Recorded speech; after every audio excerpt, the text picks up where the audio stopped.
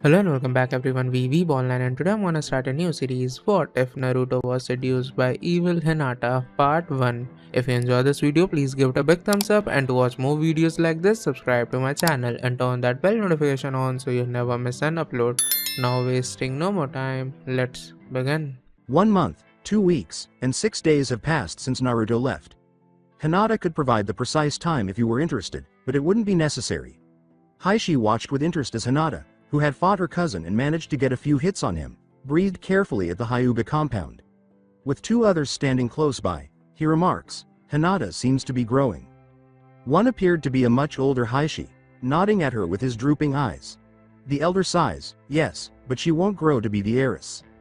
The third one laughed. He had a bony jaw, pale skin, even paler than the Hyuga clan, and a black cloak with a hood covering most of his face. Shortly after he coughed, the man said, he does have potential, more than you can imagine. Heishi gave him a worried glance. When his movements changed from normal to a painful clenching and a slight spasm, he asked, are you alright?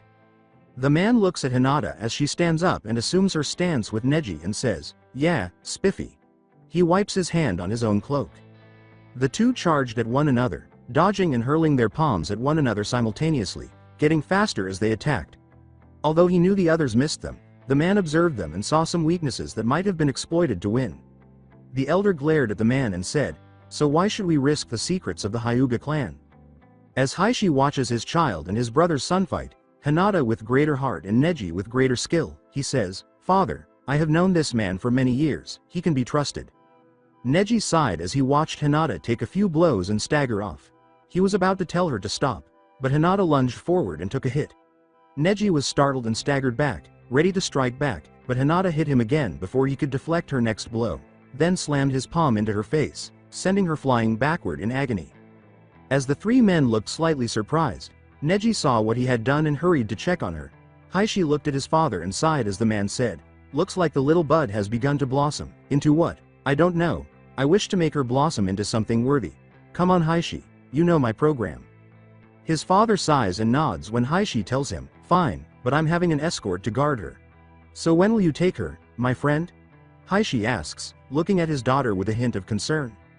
When Hinata noticed her father observing her, she was perplexed and a little alarmed. Her grandfather was standing behind him, and a man she had never seen before was also there. Wondering who the man was, Hinata thinks to herself, I'm worried now. The man says, as soon as she packs, because I need to leave soon, and turns to leave the two. As he makes his way to the room Heishi provided for his stay, he says, I need to rest, so tell your daughter the news and do what she has to before she leaves. XXXXX. After waiting for Hinata to finish her meal and training, Heishi just told her that it had been more than an hour. Not knowing why her father was sending her away, Hinata was a little shocked. Hinata lowered her head and closed her mouth, saying, F father. Why am I going away? I want to be here with my team. Training until Nar. Seeing her a little upset about leaving the village for so long, Heishi tells her, I want you to grow. The man I'm sending you with is the strongest man I know. He has a special academy that allows you to grow to your full potential. And I saw what you managed to do against Neji. You should be proud, and I saw the potential. Norio informed me that it's a 2-year training course, give or take. Hinata starts, unsure of how to persuade her father to let her stay, but I. Heishi surprises her by telling her, Hinata, I'm doing this so you can grow. Neji told me on your growth, I watched you for the past month, and I admit. You have grown, I wish for you to become the best. She initially believed her father wanted her gone and believed she had little potential, so she is surprised to learn that he wants to help. Alright. Father. Hinata responds, lowering her shoulders. Hinata said, so, when do I have to go? With a sigh, Heishi squeezed the bridge of his nose and took a moment to reflect.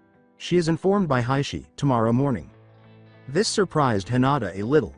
Hinata exclaimed, but that's so sudden father, and began to panic. Heishi gives her a nod, a little relieved but still afraid, and says, Hinata, he has to leave soon, but I will give you an allowance so you can get anything that you need during your time there. He tells her, you can go and prepare. Wondering what she must do, Hinata gets up and walks slowly to the door before leaving the room. XXXXX. A man in a black cloak was sitting on the Hyuga roof, watching through a window as Hinata continued packing for the next day in the dark, with fireflies flying around. He laughs as he lowers his hood to reveal his face. His shaved head is completely visible, resembling a skull because he was fat-free. If you look closely, he appears to be in his late 20s, but his yellow eyes show more experience than his age, and he looks as if he hasn't eaten in years. A person in a dark green cloak soon landed in a crouched position next to him after he coughed a little and noticed that the air to his side was roiling slightly. After taking out a handkerchief and coughing violently, spitting up something, and letting out a sigh, the person turned to face the man and laughed. The individual identified himself as a younger man and asked, "You still in this village, Master Norio?" Norio grins at the younger man and says, "Yes, I just found a girl that has potential." Norio questioned, "Why make the trip to see me?" Hinata caught the younger man's eye. He gestures toward Hinata and asks, "That her?" Knowing that Hinata was nervous about leaving in the morning, Norio answers, "Yeah. She's one of the most hidden potential I've seen in many years." The younger man started to say, "I see. Me fucking he." But Norio punched him and forced him to back off in an attempt to silence his agonized cries. After a few seconds, the young man gets to his feet, rubs his face under the hood, and gives Norio a blue-eyed glare. The man screamed, "You know I don't like it when you touch me." "Who does?" Norio inquired, and the man nodded. With another nod from the man, Norio says, "Now get out of here, I've got a few more students to find before coming back." He mutters something, makes an odd hand gesture, and then the area around him ripples and disappears. "Okay, master, I'll be waiting," he says. As he closed his eyes and waited for morning, Norio laughed. Tomorrow is going to be a busy day, Norio tells himself. XXXXXXX Hinata was standing beside her bodyguard, Ko, who was dressed in his Leaf Shinobi uniform, just outside the Leaf Village. Hinata said, "So you're coming?" to her bodyguard. Standing close to them, Norio spoke with Heishi one last time. Norio assures him, "I'll make sure she'll become the best." When Hinata noticed her team close by, she became anxious. Kiba gave her the thumbs up, Shino nodded, and Kurenai gave her a sorrowful smile. Kurenai tells her to stay safe, Hinata. Norio tells the two Hyuga members, "We've got a long journey ahead, so we'd better get going now." Ko gave Hinata a comforting smile as she nodded nervously. Being with someone she knows helps her feel more at ease. "Don't worry, Hinata, we'll be alright," he assures her. XXXXXXX 2 days have passed since the group departed the village and headed north, leaving the two Hyuga members perplexed as to their destination. Ko said, "Do you mind if I ask a question?" "What is it?" Norio inquired, not even glancing at the two during their rest stops during the trip. Norio paused for a moment as Ko asked, "Where are we going?" "We're going to pick a couple of people up. They're potential candidates for my academy," says Norio. The first is a young monk from a monastery located near the Sound Nation's boundaries. "The Sound Nation tried to invade us, we're still on bad terms with them," Ko tells him as he and Hinata pause in their spot, forcing him to pause and gaze at them for the first time during the adventure. "All right." They all nod when Norio says, "My academy is open to everyone, but they are still wary." XXXXX When the three arrived at a very steep mountain near nightfall, it was noticeable because it had a large, thick wall and multiple stone buildings. "Is this the M Monastery?" Gazing at the oddly lovely constructions, Hinata inquired. Norio laughed and said, "Yeah, this is the Death Fist Order's monastery." They stared at him, perplexed by the name of the order. "Interesting name, is there a reason for that?" Ko inquired. They were a little concerned when Norio laughed as he passed, but they assumed it was just a name. They kept going until they came to the metal gate, where they noticed a skull pattern and were a little alarmed because it smelled like death. "Who goes there?" When someone called, they turned to see a man sitting against the stone wall in a white cloak with a cloth wrapped around his eyes. The Hyuga clan never missed a thing, and Hinata and Ko were in disbelief, not seeing the man who was merely sitting there. Did you see him?" Hinata inquired. When Ko sees the man, who appears to be nearly intoxicated, he remarks, "No. That's a first." Norio informs him, "I'm here to collect your candidate." "Very well, my lord." The elderly man says as he approaches the gate and carefully presses his hand against the metal gate with the skull design, causing it to burst open. Not understanding how an elderly man could accomplish that, Ko and Hinata were stunned. "Come on then," Norio said as he entered the monastery, and the two followed. They saw some people moving around and came across a number of staircases that led upward, but they were horrified to find bodies on the floor and staircases, some more rotten than others, but a couple were still fresh. "What happened here?" Feeling Hinata clutch his sleeve in terror, Ko questioned. Norio's statement, which causes Ko and Hinata to look shocked, is that This is a place where death is natural as living, and the nations nearby use this place as a Jonin test. Kill one of the monks and escape before you die. When Ko activated his Byakugan, he was startled to see even more bodies and skeletons covering the entire area, along with the fact that all of the monks were blind. Why would they kill blind monks? They asked, observing the monks, who were all dressed in white robes with their eyes covered with cloth. Ko inquired. They specialize in Death's Fist, one of the most lethal fighting stances but difficult to master, as you saw with the elderly man back there. Norio looks at Hinata and says, don't look away. You'll most likely see bodies in the future. Some even specialize in sensing opponents, which is difficult to do if you can't see. As they moved forward, Ko tried to reassure Hinata, who was now a little afraid, saying, it's all right, Hinata. XXXXX. After walking and climbing the stairs for 30 minutes, Hinata and Ko were exhausted, but they were still near the top when they were astonished to see a huge temple that had finally been constructed. Knowing that it had taken many years to build, Hinata looked in awe. They didn't hear what Norio was saying to a couple of monks, but they soon saw him signaling for them to come inside the temple. My other potential student is inside, come and see.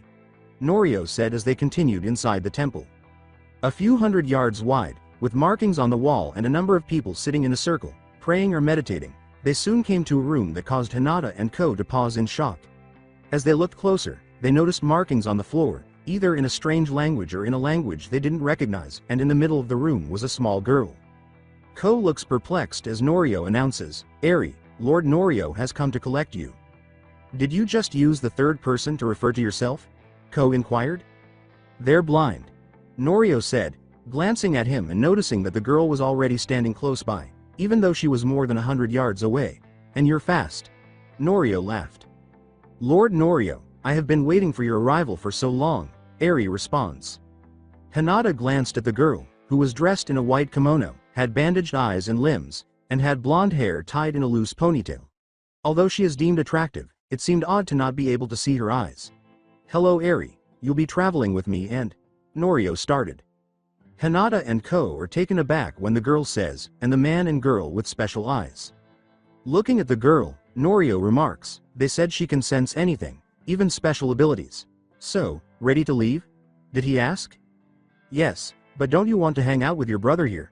Ko and Hinata turned to face Eri as he asked. Ko and Hinata nodded as Norio turned to face them and said, no, and don't ask, he's been sealed here for years. We better be off, still got another child to get, Norio said. XXXXXXX. Since they picked up Eri a few days ago, Hinata has been speaking with her and has become a little anxious because the girl appears stable but also unstable. Despite her collective nature, she was aware of what was happening and occasionally attempted to push a branch away, breaking the tree in two. While an Anbu was running and freaking out over what had happened, Norio simply whistled without responding to her strength. Norio states, we're close to our next person. Hinata said, where are we? While holding his finger in the air and licking it, Norio gazed up at the sky. Hinata looks bewildered as Norio utters the words, about 2 miles away from Takigakure. Hinata inquired, how do you know that? Norio continues, saying, well, we're passing an ivy-covered sign that is encoded for the ninja. He soon comes to a dilapidated wagon where a teenage boy is lounging while a fish is being cooked over a fire. Eri raises her head and remarks, this person has an unusual aura around him. When Ko realized she was right, he turned on his Byakugan. Ko remarks, yeah. Interesting. After noticing that his chakra was acting strangely. Checking the air, Norio licked his finger once more. Norio approaches the boy and says, yeah, this is the kid.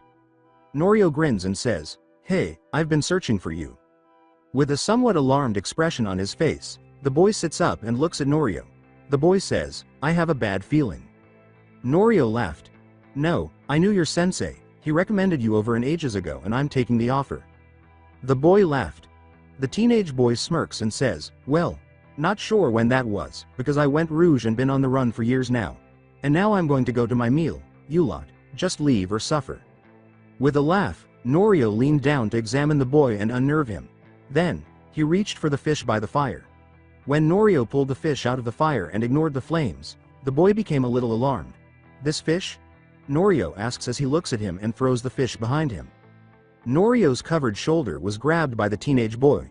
He tells Norio, leave me alone. Grabbing the teenager's shoulder, Norio laughed. With an incomprehensive tone, Norio says, Susumu, you can't do that to me. Susumu, the boy, became frightened and rolled over. He screamed, who the fuck are you? Norio Akari, I am the master of an academy, built to train the most special people, and I know you are. Norio says to him. Susumu glanced at the others, recognizing Hinata's eyes. He smirks as he looks at the two girls and says, Ahayuga, thought you only stayed in the village. Susumu started to say, it's been a while since I've hung out with girls. But Norio gave him a pat on the cheek and forced him to stop, rubbing his cheek and screaming in agony. He screamed, what the fuck was that? The boy nods nervously and hastily gathers his belongings and puts out the fire when Norio says, never mind, just get your stuff and let's move. XXXXXXX. A few days have passed since they received Susumu. Aside from Eri, they were deeper within an overgrown forest, with everyone else trailing Norio. Weary of traveling for so long, Ko inquired, how much longer is our journey going to be? As they soon arrive at a huge cave, Norio declares, we're nearly there. For example, Norio says, and we're here. After a moment, Eri turned to face the cave, or rather, looked in its direction. There are several people in there already, she responds. When Hinata and Ko turned on their Byakugan, they were startled to see passageways and chambers large enough to conceal a village. Seeing adults and teenagers in the cave, Ko questioned, so this is the academy? Norio informs them, it used to be a temple from the old days. Susumu grinned as he approached Hinata and placed an arm around her shoulder. His voice reverberated in Hinata's mind as he asked, so, want to share a bed during our time here? Hinata struggled to turn him down even though she knew something was wrong. A voice next to Susumu said, that's not a nice thing to do, mate. Everyone turned to look at the person. For some reason, Eri freaked out and staggered away in shock, and Ko noticed, perplexed as to why. Who the fuck are you? Exclaimed Susumu, startled. He pulls down his hood and reveals a man in his late teens with untidy brown hair, a brown right eye, and a blue left. Strife, one of your instructors. He took out a handkerchief and coughed heavily into it. Ko was able to see that it was stained with blood. Eri screamed, where did you come from? Forcing Hinata to return to reality and encounter Strife. Strife laughed, put the handkerchief away, and turned to leave, but not before giving Norio a nod and entering the cave. This will be the bloodiest time of your lives. Death is more common than being a ninja here. Strife laughed. Norio looks at the children and says, now Strife, leave that for the others. We aim to train you to be the best, and being the best comes at great risks. Norio informs them of this. Observing her preoccupied, Ko asked, are you alright, Hinata? Why yeah. Hinata answered, noting that she would never allow that to occur with Susumu again. The group was inside the underground temple, and the young people were curious about how far down the many corridors led. When they arrived at the main hall a minute later, they saw a number of people eating at stone tables while others looked on. The shout, Lord Norio has arrived, caught everyone's attention. Another exclaimed, new meat, and developed a demon grin that unnerved Susumu and Hinata. Strife tells the younger people with Norio, follow me brats. Knowing that Strife was at least a few years younger than him, Susumu tells him, we're near your age, dumbass. Following his instructions, they descended the stairs and started to pass other teenagers who had left the center and formed a circle. When Norio arrived at the front of the hall, he saw other elderly men and women standing close to a big stone throne, and the worried Ko followed him around. With some applause and laughter from the younger crowd, Norio states, my students, fellow members of my order, we have new members for this academy. And you all know the beginner's test. Norio yells, Kim, and one of the younger members leaves. They were wearing a dark blue cloak with a hood over their face. When the cloak was taken off, a very thin person was standing there. Kim was dressed in a white tank top, dark camouflage pants, combat boots, white bandages around their neck and shoulders, and leather armor around their more exposed parts. They had a shaved head with multiple fresh cuts across their scalp, dark eyes, and an oddly feminine appearance. Susumu asked, what's going on, as Strife hurried off. You three, you'll have to fight Kim, one of the best within this temple, so we can assess your strength and ability, Norio says to them. Ko was perplexed. But there's three of them. I know Hinata's capability. Even though she is skillful, she can't fight in front of a crowd this large. Ko informs him. Norio saw that Ko was looking shocked and laughed. Don't worry, they always lose and it usually takes a week for them to recover, some rare cases were death. Norio assures him, don't worry, I'm sure Hinata will survive. While the three new members were still in disbelief, Kim began to crack her joints, but Susumu quickly laughed and produced a knife. Susumu shouted, "Let's get this over with," and charged at Kim. He jumped and cut Kim's cheek before landing and swiftly backing away while licking his blade. He paused, his face displaying disgust, and was shocked to see that a portion of the knife had liquefied. He spat the liquid metal out and screamed, "What the fuck happened to my knife?" Kim turned to face him, revealing a shiny spot on her cheek before it quickly shrank and disappeared. Eri tells Hinata, "She's got something in her. I'm not sure what." Hinata instantly activates her Byakugan and discovers she's right. A metallic liquid fills her veins. Nervous, Hinata says, "Why yeah, liquid metal," and assumes her stance as Eri follows suit. Susumu becomes a little alarmed as Kim extends her hand, causing liquid metal to emerge and take the shape of a big knife. He continued to move away from Kim as she charged forward and swung her weapon at him, cutting him lightly. Kim swiftly stabbed him in the shoulder after he struck a stone table, pushing him back before piercing the table and pinning Susumu to it. Susumu yelled in agony, "Fuck," and swiftly grabbed Kim's arm before turning to face her. With his teeth clenched in agony, Susumu utters, "Leave me alone. Kill yourself." Susumu sighed slightly in relief as Kim let go of the blade, grabbing her jaw, twisting her neck, and making a snapping sound. However, another snap was heard. Susumu was startled to see Kim staring at him with a smirk on her face and a slightly crooked neck. Knowing that her neck was broken, Hinata snapped it back into place despite her fear. She started toward the two girls after leaving Susumu pinned to the stone table. From his seat, Norio says, "One down, 2 to go." Eri took a step forward and swung her palm forward, striking Kim in the chest as she charged forward, her steps a little sloppy and uncoordinated. Everyone gaped at Kim's strength as she bounded backwards, smashing through stone tables and into the wall. Though it used some sort of force that destroys its targets, Hinata believed it resembled the Hyuga gentle fist. Eri was impressed when Kim coughed and tore herself from the wall, cracking her joints. Eri exclaims out loud, "You managed to withstand my attack? Impressive." Strife, relishing the battle, exclaims, "She can solidify her body with metal." When Kim charged again, Eri concentrated only on her and waited, attempting to predict her next move. She then thrust her palm forward once more, this time aiming for Kim's stomach. Even though Kim was prepared, a long needle protruded from her abdomen and sliced through Eri's hand, but things didn't work out well for either of them. The needle went straight through Kim when Eri's hand seized. Eri screamed in agony and clutched her palm, but Kim cut her in the throat despite the pain. Kim felt 3 tiny needles emerge from her right knee, slamming it into Eri's face as Eri grabbed her throat, gasping for air and collapsing to her knees. With 3 long scars on her forehead and blood streaming from her face, the monk girl fell backwards while attempting to scream in agony. Her clothing also flew off. Now that she was terrified, Hinata was immobile as Kim approached her with her arms extended, seemingly ready to give her a hug. Fearful, Hinata wondered what was happening as she felt the older girl put her hands around her. Her entire body began to hurt, and she soon felt as though her lungs were filling with a warm liquid after being punctured in multiple places. After coughing up blood, Hinata's vision became blurry, and she saw Kim pull away before collapsing to the ground and losing consciousness. Large needles were all over Kim's body. They eventually withdrew, and she sat down at the nearest stone table while clutching her still bleeding wound. Norio yells, "Someone get the medic," as Ko rushes to Hinata upon spotting blood. XXXXXXX. More than a week has passed since that day. Susumu needed 1 surgery and was able to move around.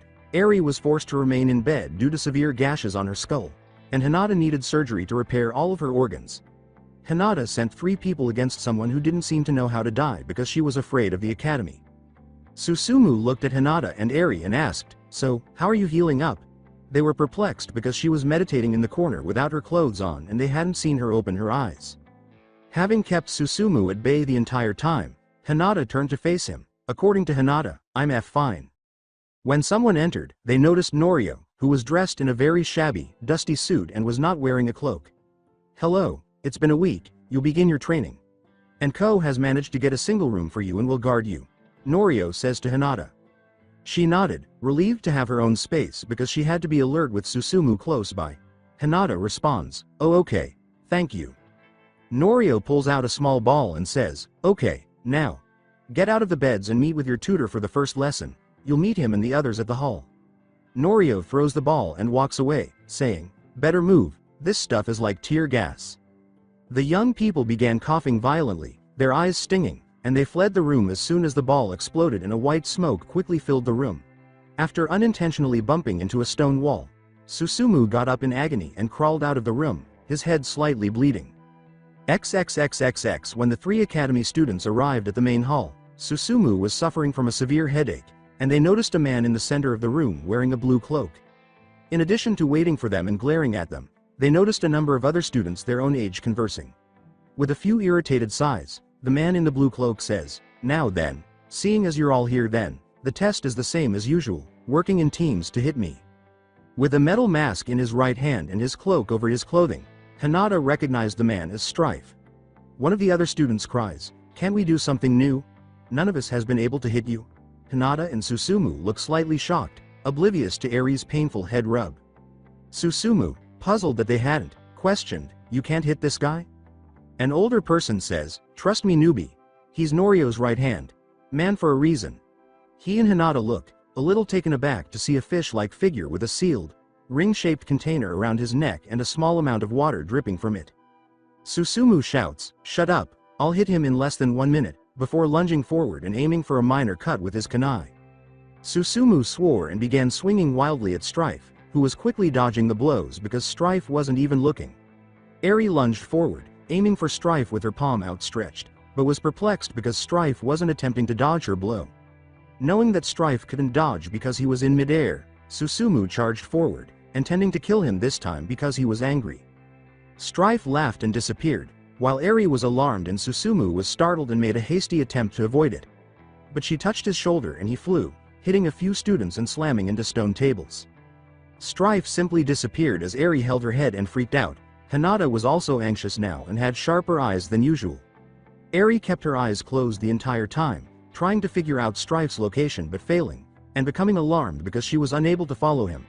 Strife reappeared where he had been a few seconds later, spinning this time and slamming his heel into Eri's back, causing her to scream in agony and fall to the ground. Strife saw Susumu stand up, coughing violently, and turning to face Eri. "Now then, 2 tried, both failed, anyone else?" he asked. Susumu asked, "What the fuck happened?" After noticing that his shoulder was not in the proper position, Susumu screamed in agony and fell to his knees as soon as someone grabbed and twisted his shoulder, causing a terrible cracking sound. Susumu exclaimed, "Thanks," after noticing that it was dislocated. With the traits of a tiger, the man replies, "No problem." "Is this shithole's population all freaks or something?" Susumu pondered. Looking at the tiger man, Strife remarks, "He's a good medic. Nice work, Felix." Strife grinned and quickly put a mask on his face, which had yellow sockets. Angrily, the tiger man exclaims, "It's Neko." Strife turns to face Hinata and says, "Whatever, Felix." Strife asked, "Want to try your luck, girl?" But Hinata gave him a terrified, "No." According to Strife, "Come on, try me." Still frightened, Hinata stepped forward. Strife laughed, lifted Eri in one hand, and tossed the unconscious Eri to Neko. With his hands glowing green, Neko caught her and set her down on the table while examining Eri. The fishman remarks, "This should be quick." Strife gestured for her to approach as Hinata activated her Byakugan while closely observing and assuming her stance. He was avoiding her easily, so she charged forward and swung her palms at him in an attempt to strike him, but Hinata ducked his blow. Strife says, coughing a little, "Good work." The others were impressed by Hinata's ability to evade the older man's attacks and were even shocked that she had stopped his attack on his disappearance and reappearance. Though Hinata was growing more courageous and confident that she would be safe if she remained focused, she was growing weary and starting to worry about Strife after witnessing him cough up blood while wearing a mask. "Come on, Strife. You're making yourself look weak," Neko screamed. Strife swiftly seized a stone table and swung it at Hinata, who immediately assumed a position and began rapidly moving her palms. 64 palms with 8 trigrams for protection. Strife disappeared as well, and Hinata maintained her focus while she formed a sphere of chakra lines and essentially vaporized the table. She was terrified when Strife, who was standing behind her, grabbed her wrists and smashed his knee in her back, causing the barrier to stop. Strife tells her, "Nice try." He starts to leave, but Hinata grabs his ankle, stopping him. With a sigh, Strife withdrew his other ankle, preparing to kick Hinata. A man shouted, "Lady Hinata," and turned to see Ko sprinting in their direction. With a sigh, Strife withdrew his ankle from Hinata and sat down in a chair. He watched as Ko fussed over Hinata and glared at Strife as Neko began to check on her. Strife disappears, leaving Ko perplexed and unable to locate him, saying, "Okay people, lesson over, meet by the bottomless spring in half an hour." "Don't worry, I'll make sure she's alright and ready for the next part," Neko responds. Ko screamed angrily, "But she's just been hurt, wasn't he the tutor?" Neko glares at Ko for arguing over their methods and responds, "Yes, but that's training, she did better than most did on their first time." Neko advises him to argue with Lord Norio if you don't like it. This is to test your skills in dodging and attacking. Concerned about Hinata and wanting to make sure she was okay, Ko simply remained by her side. With pain and weakness, Hinata muttered, what happened?" XXXXX The students had been in the darkest, deepest section of the temple for more than 30 minutes. They were in a large room with a number of stone chairs, and behind a dark, seemingly bottomless spring was an altar. As the 3 newest students gazed at the spring, a woman seated in the center of the stone chairs kept a close eye on the group. "Welcome to the springs of the rift. To the new ones, you're to drink from the spring, which increases your body's capability," the lady informs them. Looking at the woman, Susumu said, "Who's she?" She had amber eyes, pale skin, shaggy, midnight blue hair, and was dressed in a dark blue trench coat, black sweatpants, and a black half-top. "Midori. Rouge ninja from the mist. She's deadly, don't ever piss her off," whispers Neko. Eri prompted Hinata to approach her by asking, "Drink from what spring?" Hinata, who thinks she can only sense people, says, "It's right in front of us." Before long, Eri appeared anxious and ordered the pupils to step forward, dip their hands into the water, and take a sip. The pupils stepped back, then clutched their heads in agony.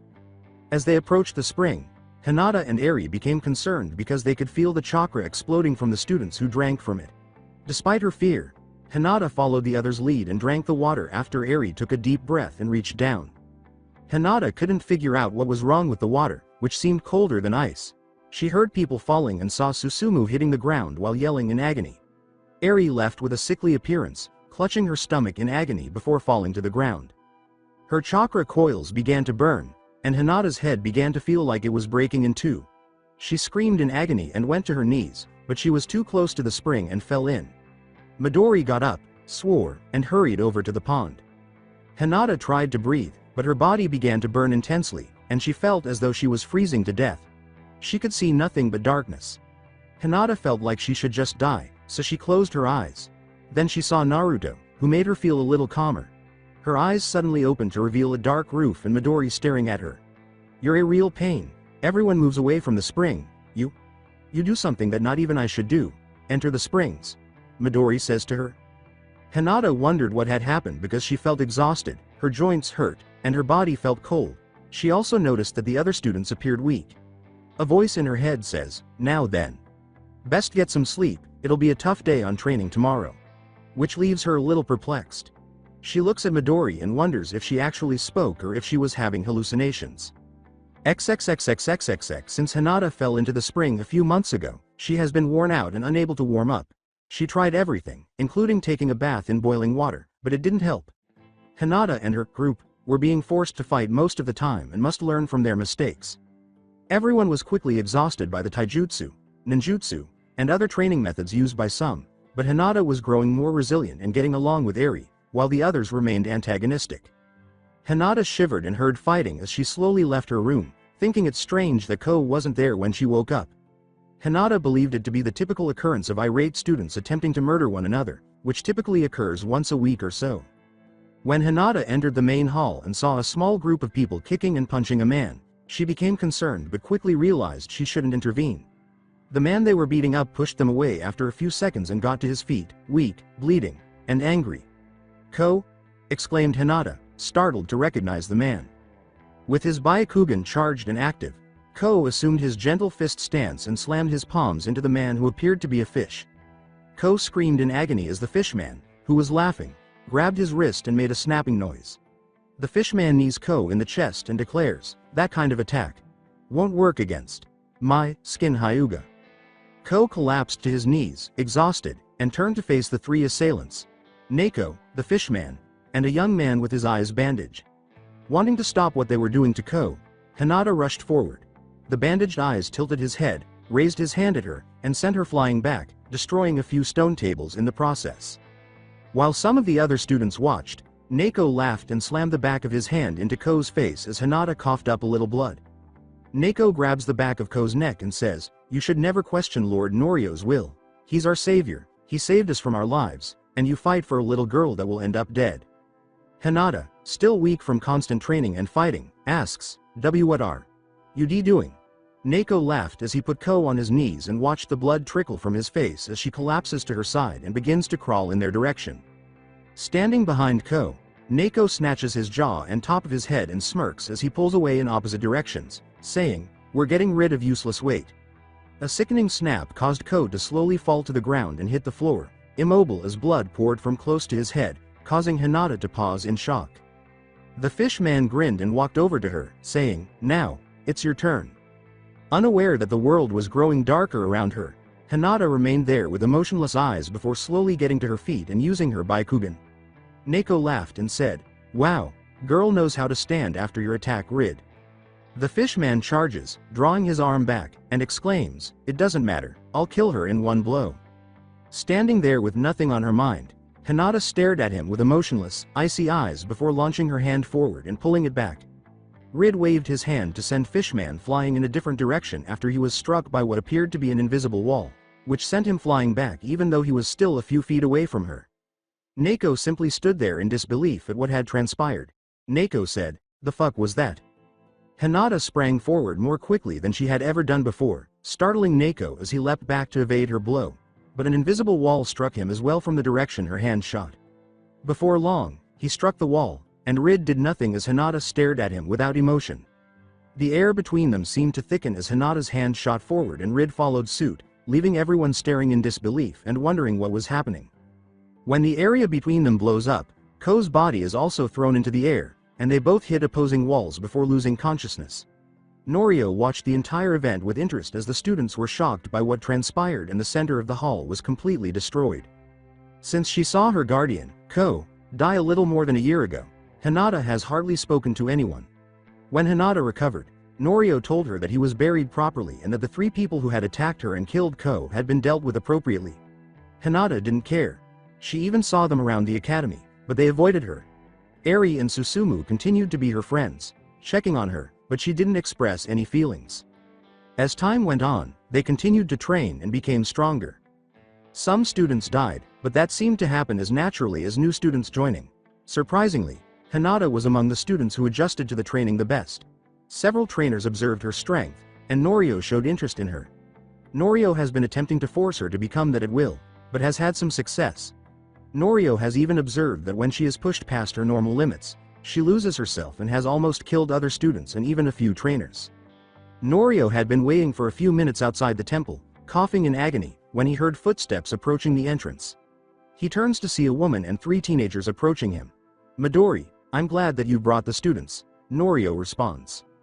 Wearing the same attire as the previous year, Midori responds, "Of course, master." She bows slightly. Susumu, Eri, and Hinata were behind her. Eri walked with her eyes closed, dressed in white robes and sandals. Susumu was dressed in dark jeans, a black t-shirt, and a vest that had multiple knives on it. Hinata's hair is even shorter than it was previously because long hair makes it easier to grip. She also wore black pants, a black t-shirt, and a fitted mesh bodysuit underneath. Norio smiles slightly and says, "I assume that none of you understand why you're all here." When Susumu complains, his face is soon smashed in my Midori. "No mate, I was enjoying a meal with that babe with the triple joints and could squeeze in anywhere, until that bitch burned me out of my room. I was lucky to come out with my pants," he says. This causes Norio to laugh. Norio holds out a note and asks Midori to take it, saying, "You will all be going to the Leaf Village to pass on some information to the Hokage." With a slight smile, Norio remarks, "She'll be team leader and deliver the letter. And I wonder if Hinata will be interested in seeing her home again." When Hinata looks at him and gives a small shrug, Norio laughs. As Hinata responds, "I never really thought about it." Eri turns to face her.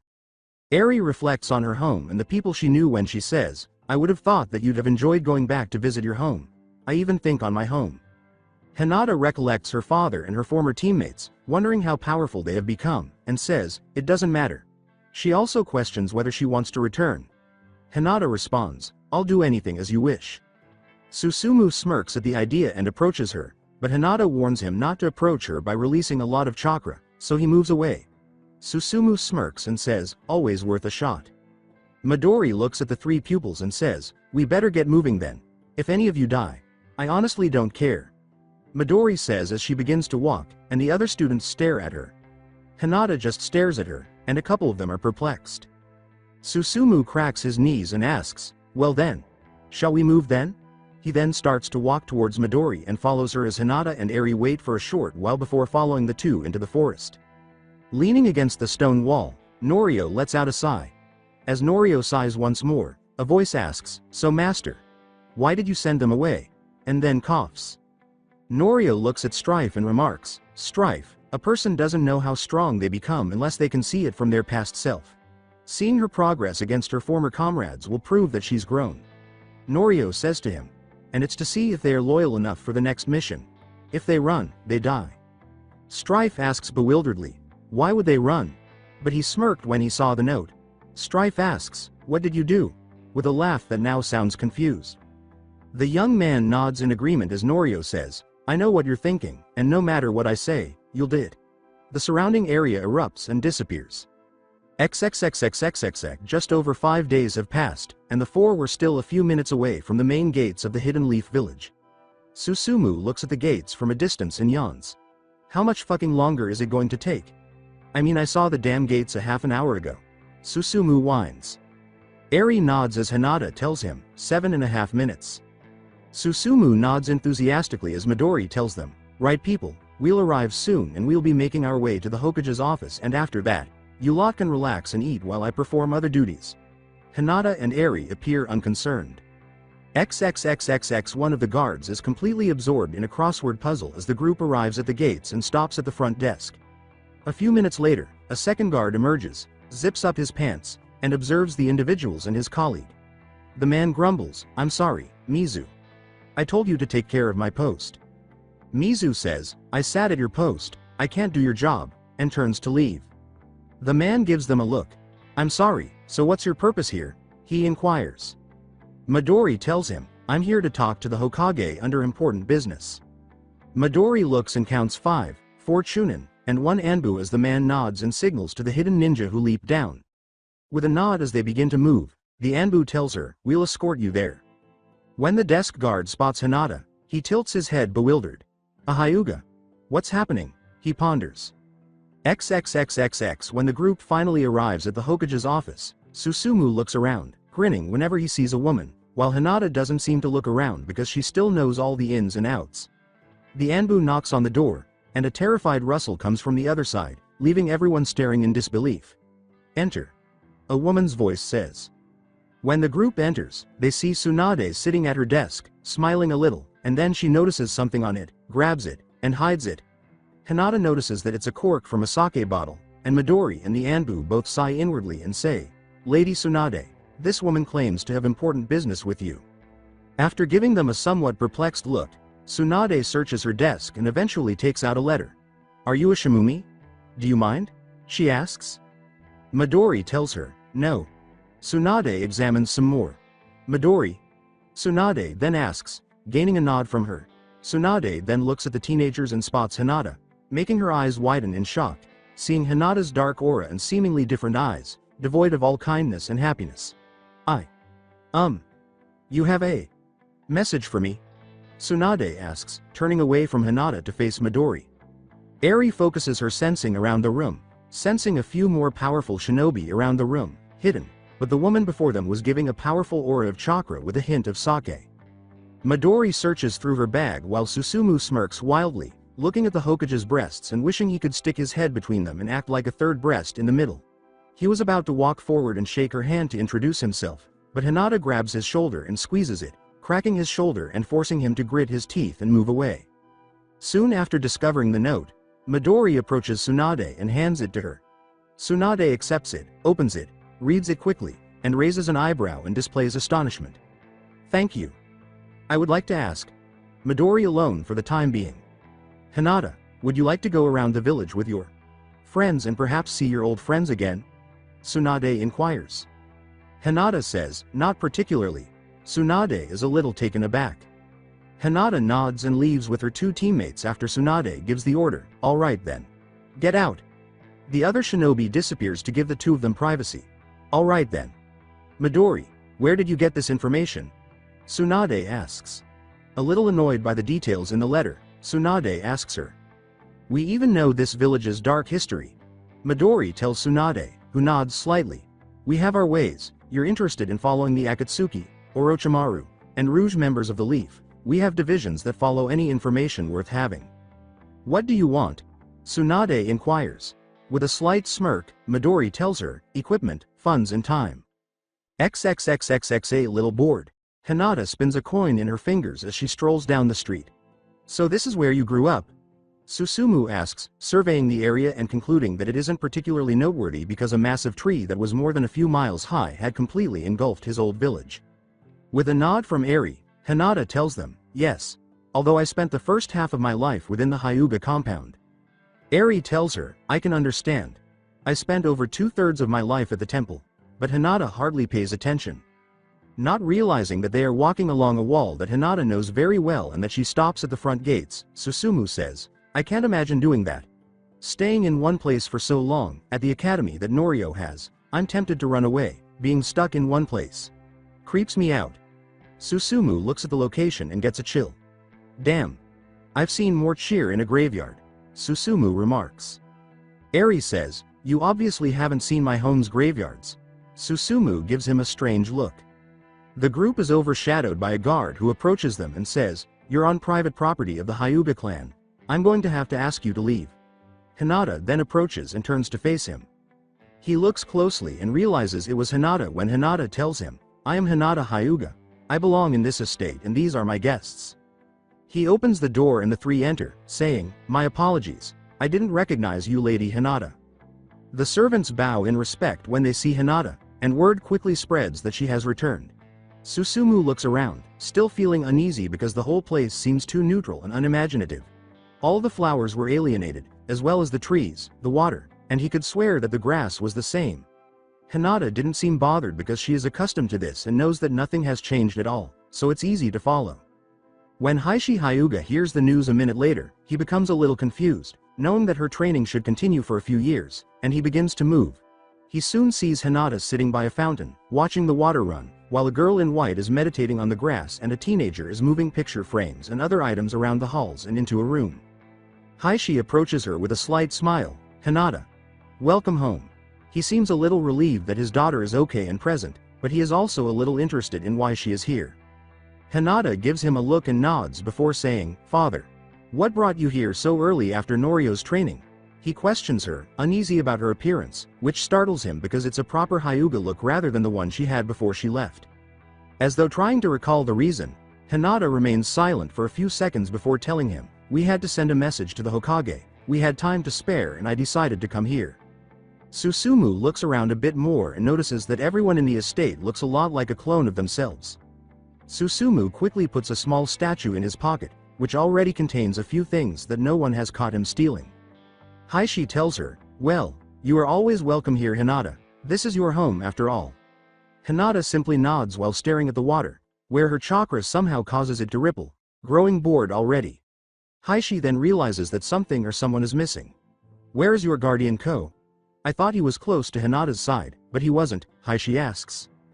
Hinata tells him, without sadness, "Ko was killed. She is over it." Hiashi's eyes enlarge with surprise. "Dead? How? When?" Heishi asks her, not liking the thought of a Hyuga member dying, but perhaps he was defending Hinata when he died. "He was killed by some frustrated students over a year ago. Those that killed him are still alive, but they suffered some punishment," Hinata simply states.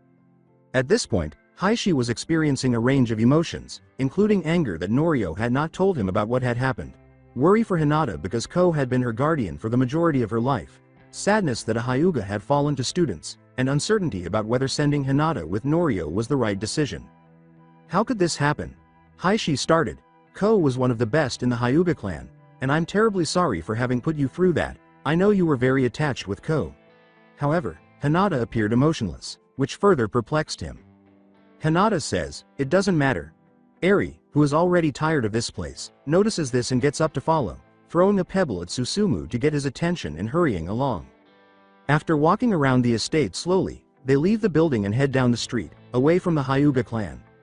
Heishi watches his daughter go and sighs in concern when he notices that her chakra is normally hers, indicating that it is Hinata and not under any form of jutsu, but it is acting strangely. Heishi moves quickly and makes his way to a servant, saying, "Please inform Neji that I wish to speak to him immediately." The servant nods and departs. XXX Midori smiles as she sees a cart leave the village and go to a place where academy personnel will quickly retrieve it. She looks around, sensing that she is being watched, and not just by Tsunade's Anbu division, and she begins to leave, intending to carry out the second part of the plan to see if the team, Hinata and Susumu, will remain loyal. XXX Eri looks around, sensing everyone, including some hidden shinobi wandering around, while Hinata and her two teammates walk down the street. Susumu steals things from the stores, even moving some of the merchandise and placing the items he takes in different stores.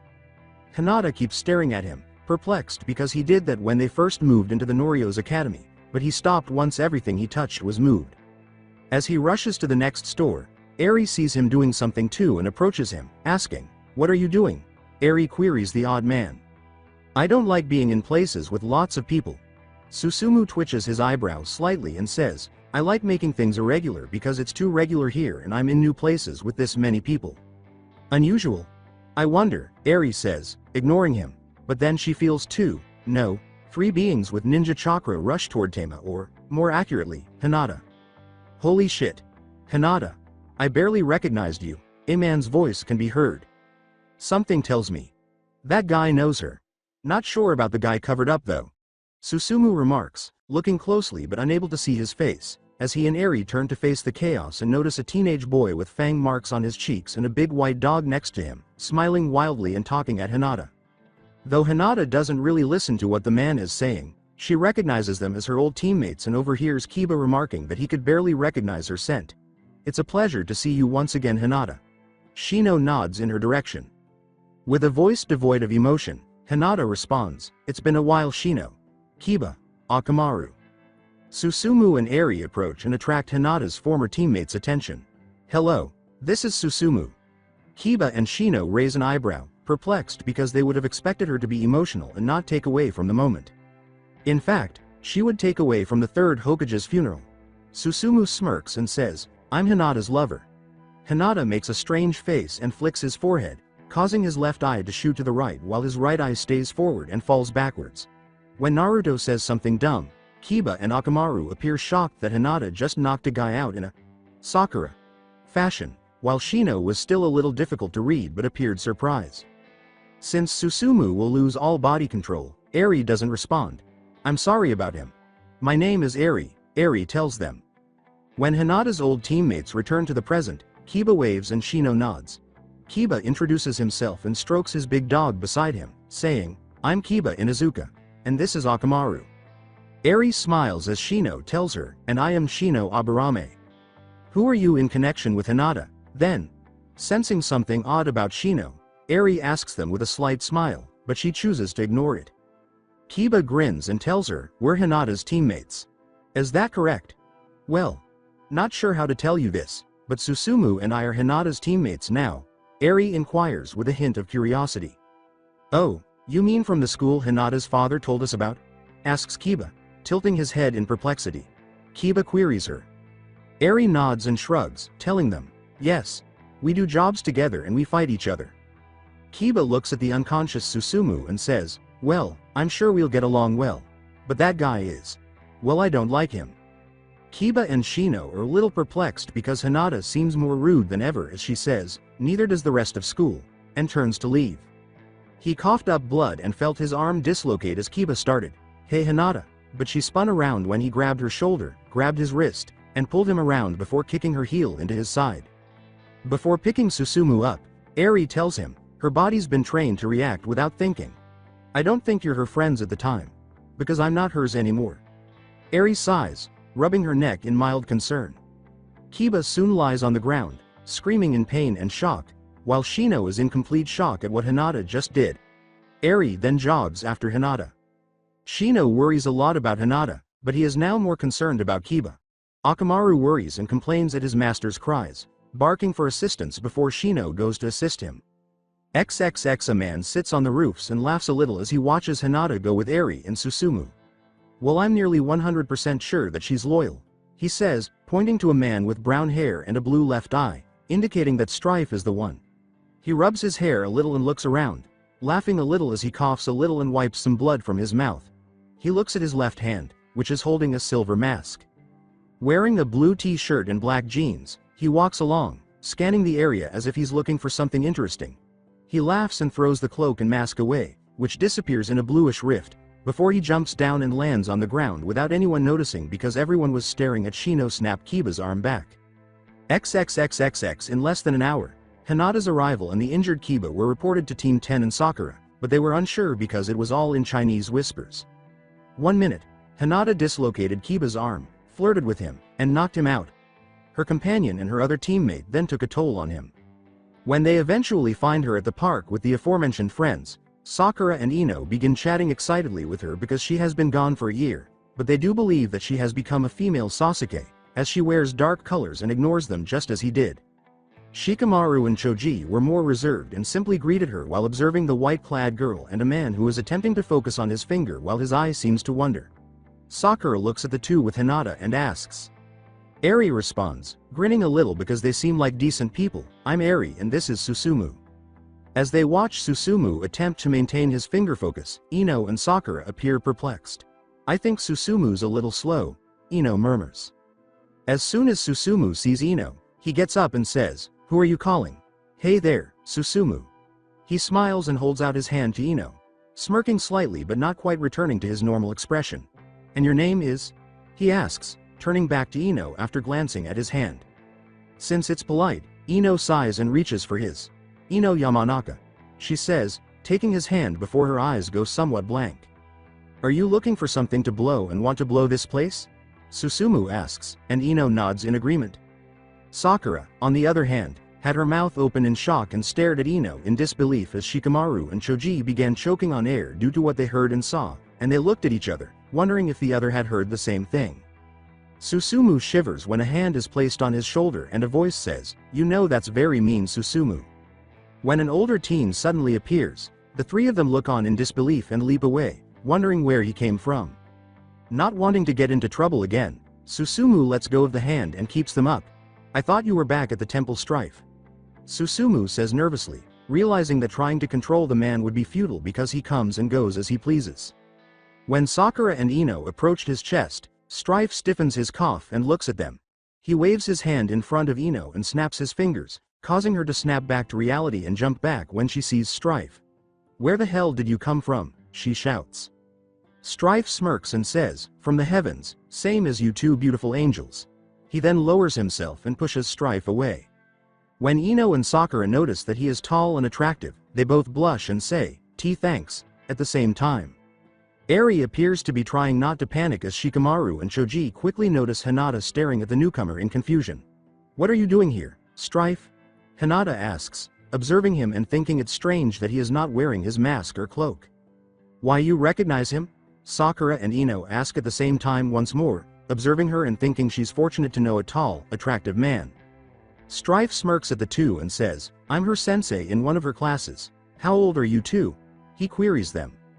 Strife laughs as they both say, 14. And you're a sensei? Is it possible for me to enroll in your academy? Knowing that Hinata enrolled in an academy miles away, they inquire in their own unique manner. Strife informs them, wish you could, but we're full at the moment. Knowing that the temple has a couple of dozen empty beds due to disappearances, most likely deaths, Susumu opens his mouth but closes it when Strife squeezes it a bit more. Susumu perspires and moves away.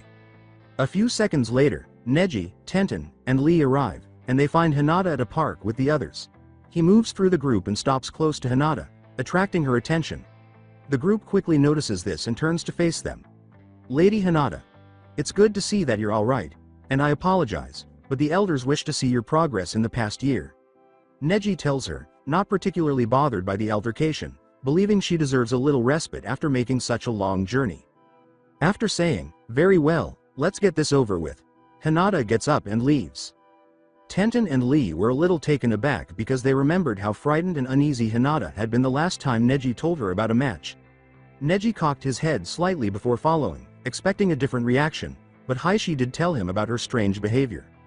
In the Hyuga compound, Hinata and Neji stand in the Hyuga training grounds while Hinata's father and sister, as well as the branch members, who are currently serving as servants, watch from a distance.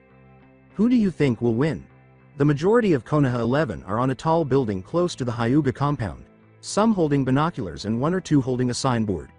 Shoji, who is munching on a packet of crisps, asks. Tenten looks through a pair of binoculars and says, without hesitation, Neji. With his arm in a sling and appearing to be in some pain, Kiba replies, yeah. Probably. Sakura and Ino were watching to make sure he didn't hurt himself because Hinata had kicked him and dislocated his arm. Akamaru and Shino whined in concern, but I don't know now. A year has passed. Looking at a few of his parasites on his hand, Shino remarks, Hinata has greatly improved. He knows something was wrong with Hinata based on their behavior, but he is unsure. Sakura recalls Hinata's near-death experience and remarks, well, hopefully it won't be like how it ended last time. As Shikamaru lies on the roof and observes the clouds, he remarks, probably not, Neji has mellowed out and hasn't badmouthed the family. Lee nods in agreement, saying, I must concur with Shikamaru. Neji stopped disparaging Hinata, Hanabi, or their father and gave up on exacting revenge on his family. It's so youthful. Lee sobs while grinning broadly. Be quiet. They're going to start. Ino watches through her binoculars and yells. XXX. Both Neji and Hinata have expressionless faces as they face one another. Neji adopts a more serious and skilled gentle fist stance, while Hinata appears to adopt a more amateurish one. Neji appears perplexed by this, and some of the elders in the distance also observe this.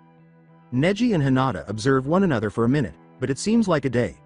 Neji takes the initiative, leaps forward, and closes the distance between them, launching his right palm in her direction. Hinata pushes Neji's palm away with her left palm, then launches his right palm at his stomach. Neji manages to avoid contact by twisting his body slightly. As he moves to strike with his left palm, Hinata quickly turns to the left, her back to him. Neji's eyes saw Hinata's left elbow approaching him more quickly than his hand was, and he kicked himself back quickly to avoid colliding with his face and the elbow. Hinata keeps spinning and takes tiny steps to approach Neji. She jumps a little and gives his head a roundhouse kick in midair, but he ducks and thrusts his palm in her direction, causing Hinata's skin to turn blue and Neji's eyes to widen in mild surprise before he quickly retreats to avoid colliding. Hinata's rotation stops, she lands on the soft dirt and looks at Neji as she explodes into a blue, spinning sphere. And Neji barely escapes contact as the sphere tears the ground beneath her to pieces. Hinata returns to her uncomfortable position, and the two observe one another. Neji is a little impressed that she learned the rotation and executed it in midair. In the distance, the elders appeared impressed because she was unable to use rotation a year ago due to her lack of chakra. Hinata has gotten better. Hanabi says out loud, keeping a close eye on her sister and wondering if she will even be able to hit Neji. Heishi nods and continues to watch as the fight goes on and Neji lances fourth. Neji continues to thrust his palms at Hinata, but she deflects every blow. Neji watches as Hinata leaps back, evading all of his blows by putting distance between them. Neji halts and pulls his palm back, then thrusts it forward and launches an air palm attack. Hinata then pulls her palm back and thrusts as well, launching an air palm attack that collides with Neji's. As the air between the two attacks compresses, the ground below begins to blow quickly and tear through, causing dirt flies, worms to die, and the roots to catch fire due to the power given. The two attacks explode, sending Hinata and Neji flying backwards. Hinata quickly draws a knife with a wire on it and throws it at a tree, causing it to loop around it and swinging around. As she swings around, the wire grinds against the tree, emitting smoke, and it is evident that the wire is cutting through the tree. Neji, on the other hand, crashes into some bushes, but lands on his feet and skids across the ground. After letting go of the wire and landing back on the field, Hinata inhales and rubs one cheek with her forearm. After a minute, she watches Neji emerge from the bushes, his clothing smeared with dirt. Neji and Hinata stare at one another, both of them emotionless, and they adopt a similar stance. They both yell together, 8 trigrams a 64 palm. They both scream and shoot at one another, colliding and hurling their fingertips at one another. Heishi appears a little taken aback because Hinata only learned the fundamentals of the weakest version of that stance, but he managed to complete the standard version without guidance, despite its amateurishness. After Hinata and Neji are unable to land a single blow on one another, Hinata quickly flips backwards, causing her foot to collide with Neji's chin. Neji begins to fly back a little, but he only narrowly misses a chakra point when he inserts the tips of his fingers into Hinata's leg. Both of them land 10 feet apart, glaring at one another before firing at one another once more. Neji gets more aggressive with his attacks and eventually manages to deliver a few blows, but Hinata also manages to deliver a few blows, and the two leap away while both of them take deep breaths. Neji is more aggressive than Hinata because her chakra levels appear to be higher than his, which wasn't the case during their last fight. As if he were going to re-engage with her, Neji looks carefully with his Byakugan and charges quickly. She tries to do the same, but Neji thrusts his palm at her with air palm, which collides with her. She flies backwards, flips backwards, and lands on her feet, but skids across the ground, coughing hard and watching as Neji launches a few more towards her. Hinata quickly jumps and spins, creating another rotation jutsu that has collided with the air palm attacks. She is sent across the grounds, and her sphere collides with a few trees. The trees are completely destroyed, and the air palm attacks that didn't collide with the sphere cause more damage to the trees. The sphere dies down, and Hinata stands there, coughing a little and rubbing her chest while a small amount of blood spills from her lip. Hinata snaps her neck, her eyes go still, change slightly, revealing a hair of pupils in the center of one eye, licks her bloody lip, spits, and disappears, the spit still falling. As an automatic reaction, Neji's eyes enlarge and he swiftly raises both his arms. A palm strikes one of his forearms, causing him to stumble back, but he quickly recovers and sees Hinata's palms fly at him. He quickly brushes those two attacks aside, leaving her arms apart, and is about to attack her central chakra area when Hinata's forehead strikes his face, popping his nose and causing blood to flow from it. Before he can close another chakra point, Neji sees Hinata's foot move faster than he can react and smashes the tip of his finger into her shoulder, hitting a chakra point and making Hinata's right arm go limp. Neji then smashes into his toes, breaking a few of them. Neji staggers backwards in agony and quickly blocks one of Hinata's blows. He quickly ducks under Hinata, who tries to hit his head with a high, roundhouse kick, but Neji avoids it. Neji is a little taken aback that Hinata is fighting like a savage and disregarding the Hyuga fighting style. Neji immediately retreats, growing a little wary and attempting to get a little distance, but Hinata continued to attack and Neji continued to land several gentle fist blows. The sphere collides with Hinata, launching her backwards and shredding some of her clothing as it hits the ground. The sphere stops and Hinata starts to stand up, but Neji emerges from the little amount of smoke and collides with Hinata. 2 palms, 4 palms, 8 palms, 16 palms, 32 palms, 64 palms, 128 palms. Neji says, colliding with Hinata's chakra points, sealing them. Hinata tumbles backwards and rolls across the ground. Neji releases chakra quickly, blocking Hinata's attack and spinning. What the? Hanabi murmurs, and Heishi looks up to see Hinata standing again, a little unsteady, very unsteady. The Hyuga members mutter something, as if annoyed that Neji just used the main branch's jutsu against one of the heirs. Heishi lowers his eyes, a little annoyed that Neji used that stance against his daughter, and disappointed that Hinata lost. Hinata gets up, stumbling, and looks at Neji, who appears a little taken aback and concerned, thinking she shouldn't be standing. Hinata's pupils begin to contract, and she begins to fall forward, closing her eyes as her foot suddenly leaps forward and stops her from falling, her shaking going away, and she simply stands there, motionless. The air appears to be getting thicker, and Neji is struck by something and sent flying back, while most of the trees behind him vaporize and explode as Neji flies into it. Neji looks at her, seeing her chakra points unseal themselves and a darker shade of chakra running through her. She looks up and notices that most of her eyes are now pure black instead of lavender, which makes Neji's spine tingle. Hiashi's eyes are wide, amazed at how far his daughter has come in a year. Hinata stands there for a few seconds, her eyes returning to their normal form and coughing a little before turning to leave, losing interest and leaving the Hyuga clan looking shocked by the amount of chakra she just used, even after having her chakra sealed. XXX as Hinata leaves after eliminating Neji and a sizable portion of the forest, the residents of Konoha 11 watch in disbelief from the roof. What school did she go to again? Observing her strength, Choji asks. Shikamaru watches in disbelief because she knows that what she did and what she was capable of before shouldn't have been possible, not even by Lee's standards. What on earth just took place? Tenten looks through the binoculars and asks. I think Neji was defeated.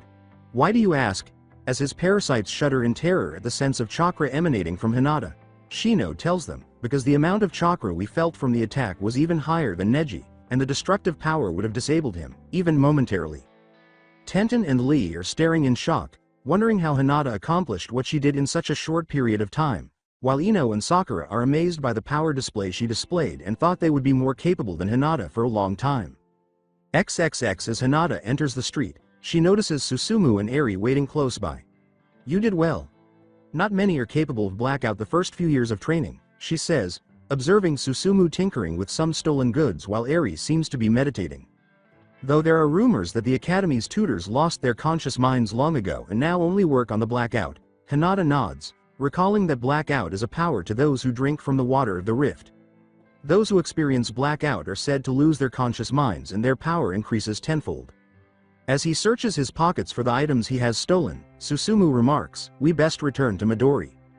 In response, Eri nods and is about to get up, but she freezes in shock and remains there for a few seconds. "I'll never get used to that," she says in a terrified whisper before getting up. As he looks at Eri, Susumu appears perplexed. "What do you," he started, but a knife is pressing against his neck and his mouth is covered. "How have you been acting?" He notices a metal mask with yellow eye sockets and becomes a little alarmed when a voice whispers in his ear. Hinata says, "Hello Strife-sensei," without seeming surprised. "Hello Pale One." Strife laughs, looks around, and inhales before beckoning them to follow him. They do so, aware that Konoha 11 is pursuing, after noticing the older one suddenly and becoming intrigued. The four enter a nearby alley, disappearing for a moment before everyone follows on the rooftops. They see a flash of blue, and when they reach their destination, Shino and Ino are confused because they have just lost their position. Sakura, Choji, Lee, and Tenten follow and appear perplexed, but they are surprised to see no sign of them. Tenten remarks, "They're good." Tenten is curious as to how Hinata defeated Neji and attained the level she displayed during the battle. XXXXX Standing on the head of the Hokage mountain, Midori looks to the side and notices a flash of blue. Strife and the three students appear, and they all stumble a little, almost falling off the stone head. Strife begins to cough violently, lifts his mask, and coughs up blood before putting it back on. What on earth was that? Looking at Strife, Susumu yells, almost toppling over, "What the fuck was that, really?" Hinata pinches her nose, feeling sick and confused and saying, "We've got what we wanted, and now we just got to finish one last job."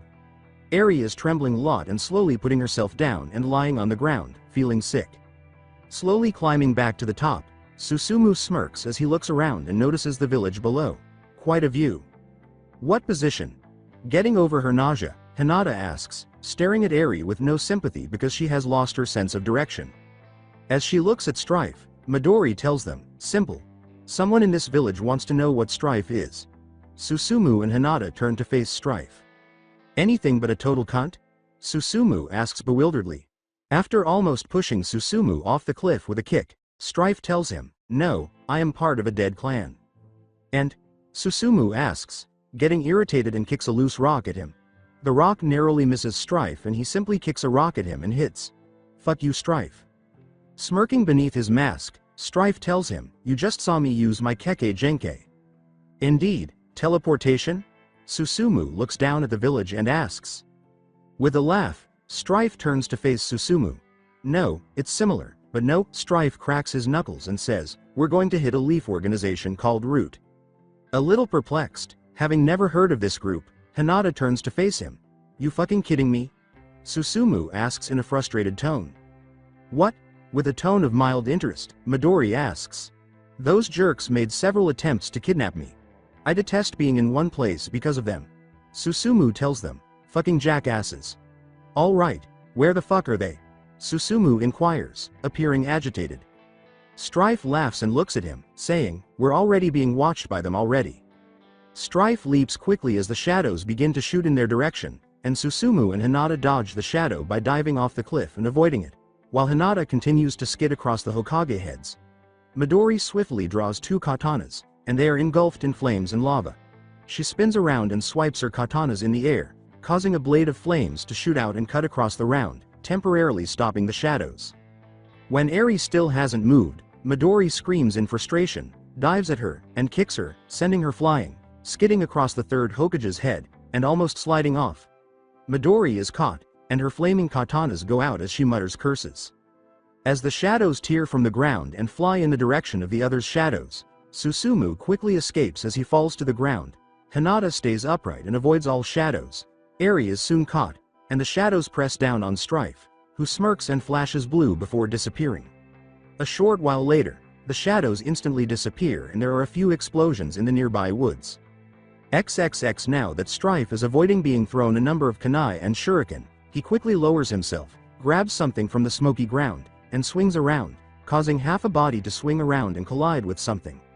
The smoke clears further, and half a dozen Enbu are fighting Strife. He throws a bloody blade in a random direction that flashes blue, disappearing from view. The Anbu tries to stab Strife in the back with a curved kunai, but Strife keeps blocking, avoiding, and hitting him with half of his body. He quickly snatches an Anbu's katana, avoiding being struck, and smirks beneath his mask as the Anbu feels pain in his insides and a knife erupts from his back, causing blood to splash across the ground before hitting the ground. With katana, kunai, and tanto, the other Anbu rush to disable him. Strife's foot quickly sends the legs apart, causing more blood and organs to splash across the ground. He spins around, hitting a leg with a katana out of the way and throwing the other leg at them, but it flashes blue and disappears. A flaming katana emerges from the remaining smoke, stabbing into one of the Anbu, causing them to erupt into flames and scream in horror and pain before his head is severed. Strife clenches his fist and attempts to smash it into one of the Anbu while the other 4 Anbu attack him. One of the Anbus glances at Midori and rushes in her direction. Midori spins around and swipes her katana, causing a flaming blade to shoot towards the Anbu. The Anbu completes his hand signs and thrusts both hands at the attack, causing a lot of air to build up and fire, colliding with the attack and the flames to suddenly explode and fly back because the wind jutsu overpowered the attack. Midori curses and swings her katana up, causing it to collide and the flames to shoot upwards, completely avoiding her. She looks as another Anbu appears in front of her, thrusts his palm at her, sending a solid force that collides with her and sends her flying. Midori screams in pain and frustration as she tries to break free, but the electrical pulses are causing her body to spasm and her blade return to normal very quickly. She flips and curses, hoping to land on her feet, but she catches something, confusing her before something explodes and wire wraps around her. She feels it stab into her skin and begins to feel pulses of electricity course through her while absorbing her chakra. The Anbu that used rotation shows up, aiming to deal with Strife and thrusting his palm forward. A blue flash occurs and a leg smashes into his skull, causing him to hit the ground as the leg lands near him. Strife keeps dodging attacks, avoiding everything, and appears to be enjoying himself, coughing occasionally. A small foot flies down and almost crushes his head as the Anbu rapidly rolls to his feet, tapping away to his hands as they try to tap him, and he sees Hinata. She launches at the Anbu, but he quickly starts blocking and retaliates, being quicker than Hinata and sealing a few of her chakra points immediately. The Anbu feels lightheaded and looks up, surprised that a severed leg appeared out of nowhere, and proceeds to continue the attack. He looks at his gloved hands, looking confused, and then notices purple blotches spreading across his body. "Well, that's interesting," Strife says, flinching in pain, as he disappears and then reappears before the Anbu, kicks him in the face, and tries to attack again, but stops. The Anbu circles him and keeps their weapons focused on his group. As he watches Strife's body slowly being eaten by nano-sized parasites, the leading Anbu remarks, "Lord Danzo has been hunting for you for many years." He glances at another Anbu and says, "Make sure we leave nothing behind. Too much damage was done by the targets to be ignored." With a small laugh, Strife raises his arms and says, "Take me to your leader." Hinata fights as the Anbu that attacked her, who is more experienced and physically stronger than she is now, continues to attack to seal more chakra points. She falls to the ground, feeling cold, and her pupils begin to open again. She looks up, but a boot hits her, causing her to slam back and knocking her unconscious as her skull hits the rocky surface. Hinata experiences pain in her lip and nose, as well as a terrible odor coming from her nose that suggests dried blood and a taste of copper in her mouth. She feels her chakra leaving the binding as she tries to open her eyes and discovers a cloth is bound against them. Knowing that she won't be able to use her Byakugan, Hinata writes, "Chakra seals." She listens and sighs, but she doesn't hear anything. Suddenly, she hears a pattern and realizes she was moving. She was aware of people walking close by right away, and she was fairly certain that Anbu was among them. She has a flashback to the first few months as she moves her arms and legs and discovers they are bound. She swallows a little. All of the students were put in a situation where they were held captive. Before Hinata was able to flee, she was tortured for 2 weeks in a small space. Hinata suffered some scars, but they went away after she lost 2 stones and her left foot's toenails. Although some people are still trapped in that situation, she was among the first half to escape. There were even rumors that someone had been stuck there for 30 years. After waiting for a few minutes, Hinata feels herself stop and rise to her standing position. She slips a little, the blindfold is taken off, and the hands off the restraints. Lady Hinata Hyuga. An elderly, raspy voice introduces itself. Looking around, Hinata soon notices an elderly man standing above her on a platform bridge. She squints as her eyes adjust to the overhead light and darkness. She noticed an elderly man in white robes with bandages covering his right eye and a black cover that appeared to be fashioned into a sling for his right arm. Although she didn't recognize him, she thought that everyone in the village was already familiar with her. She turns to see Eri, who is more restrained than she is, to her right, but they have likely realized that even the slightest movement can cause havoc. Glancing to her left, she sees Midori standing exactly where she was, and they spot a tiny container with multiple seals. She observes that some seals have signs that display the time symbol. We also notice a few unexpected gains. A monk from the Death Fist Order, almost impossible to capture alive. Midori of the Lava Style, former agent of both Root and the Bloodmist village. And lastly, a long-awaited capture, yet we still don't know his name. The elderly gentleman says with a slight grin. But anyone from the Time Nation that's long since been destroyed would be a benefit. Eri tilts her head, and Hinata knows that she's listening for every location and that she can tell where everything is thanks to the echoes in this place. Midori spits toward the elderly man, seemingly perplexed. A couple jumps as the spit hits the ground and bursts into flames, but water strikes the flames and only leaves a burn mark. Midori fakes a smile and says, "It's as pleasant to see you once again, Lord Danzo." With a hint of annoyance, Danzo says, "Please don't burn my base to the ground again, Midori. It cost more than I care to count." Before Danzo, one of the Anbu moves forward and kneels. "We apologize, Lord Danzo, but the one from the waterfall village escaped." Danzo lets out a frustrated sigh. He shakes his head and starts to leave after saying, "That elusive brat has been getting away for years. Place them in confinement and run the necessary tests." They all give a nod and begin escorting them to their assigned locations. Midori and the sealed container were being wheeled off somewhere else, while Hinata and Eri were being wheeled off to a dim hallway. When they reach the dim hallway, Hinata activates her Byakugan.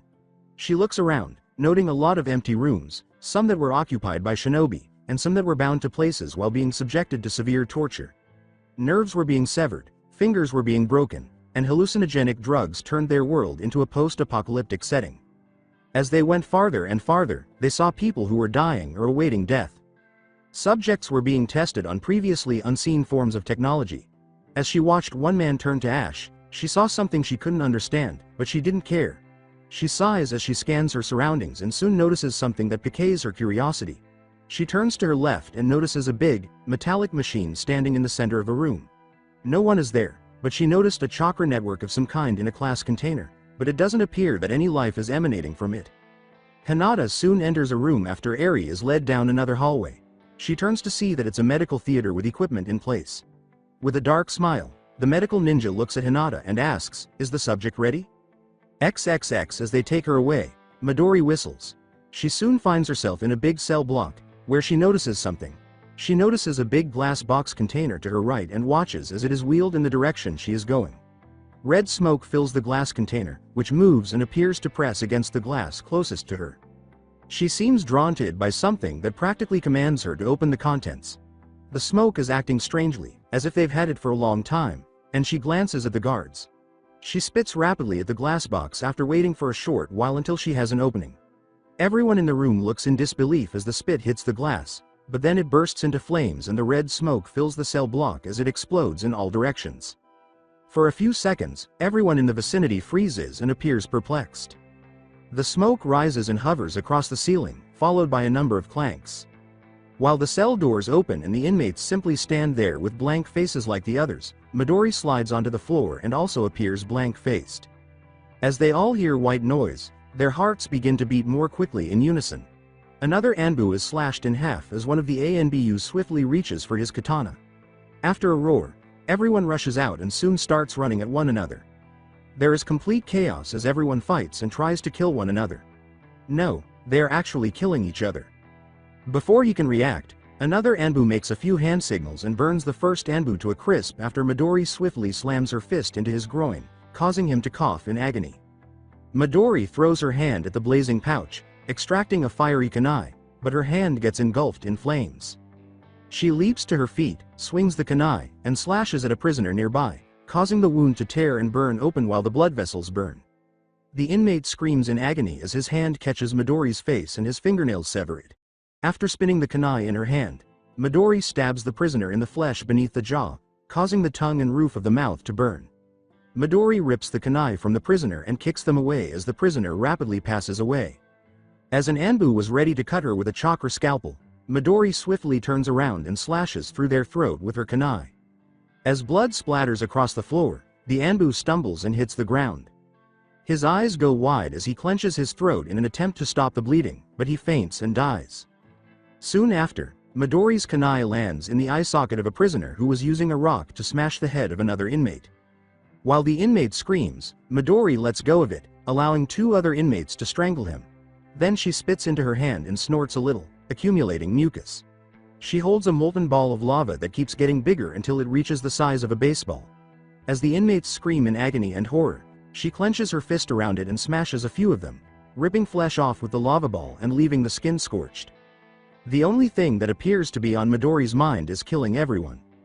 She doesn't even notice the blood splattering all over the place or the foul stench of burned flesh. An inmate with a broken katana is seen kicking out another inmate who had the other half of the blade lodged in his skull. Midori stumbles forward as the prisoner swings the katana at her, slicing into her back. She falls to her knees and screams in agony. The inmate tries to cut off her head, but she quickly makes a few hand signals with her free hand, which inflames her back. She spins around, hurling her hand at the handle, and the blade cuts into the side of her hand as the blood sizzles and the wound closes. She grabbed the blade and swung her foot at the inmate, causing a sickening snap and blood to splash onto the floor as the foot struck the inmate's face. The foot leaps back and slams into the prisoner's face once more, breaking the nose in the opposite direction as the inmate looks in agony with a broken nose. Midori gets to her feet and presses her hand to his nose once more. The prisoner's eyes go blank and his nose moves as he looks in agony before passing out. After grabbing the katana, Midori turns around and swings it, the blade soon emblazoned with flames. The survivors don't appear to notice as a number of heads fly, the corridor is engulfed in flames, and the room is filled with horrified screams, the smell of blood, and burning flesh. After the flames go out, she turns and swings her katana at the closest person, who stands there for a moment before losing half of their arm and their head. With the katana swinging round, Midori leaps towards the small group on the left, severing a prisoner's head and severing half of their hand. Before fainting and dying from shock, the prisoner screams in agony and shock. The inmates quickly encircle her after noticing her and attacking her. When a prisoner attempted to jump, Midori bluffed and swiftly spun around, slicing through the middle with her katana low. His hands fall off and his upper body falls, but he lands on his feet.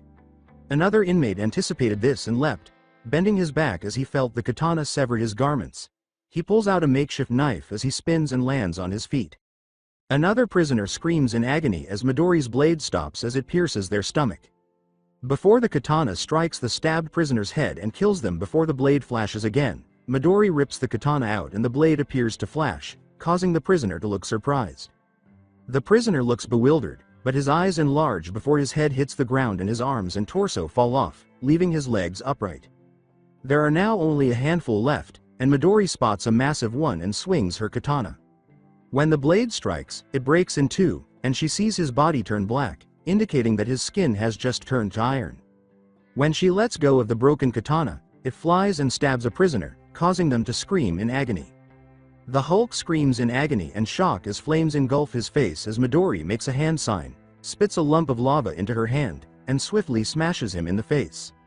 A clawed hand flies at Midori's face and she ducks as a kunai is hurled at her. The inmate screams as he is engulfed in flames after she spits a red substance. Midori snatches the screamed prisoner's broken katana, tears it from him, and swings it at his throat, killing him. When she hears footsteps, she turns around to see the person screaming in agony. She then swings the katana, slashes his head, and slides on the ground. The final one is struck by the katana, which slices into their back and gives them a terrified appearance as Midori drives the handle into the ground in front of them and simply starts to move. Midori hears someone fall and hit the blade, and she hears people dying from the flames. She pauses, looks perplexed. coughs in agony and fatigue, examines her wounds, and grows even more perplexed. Her legs tremble as she turns to face the bodies and blood smeared on the floor, wondering, what the hell was that? The red smoke flies at Midori and spins quickly.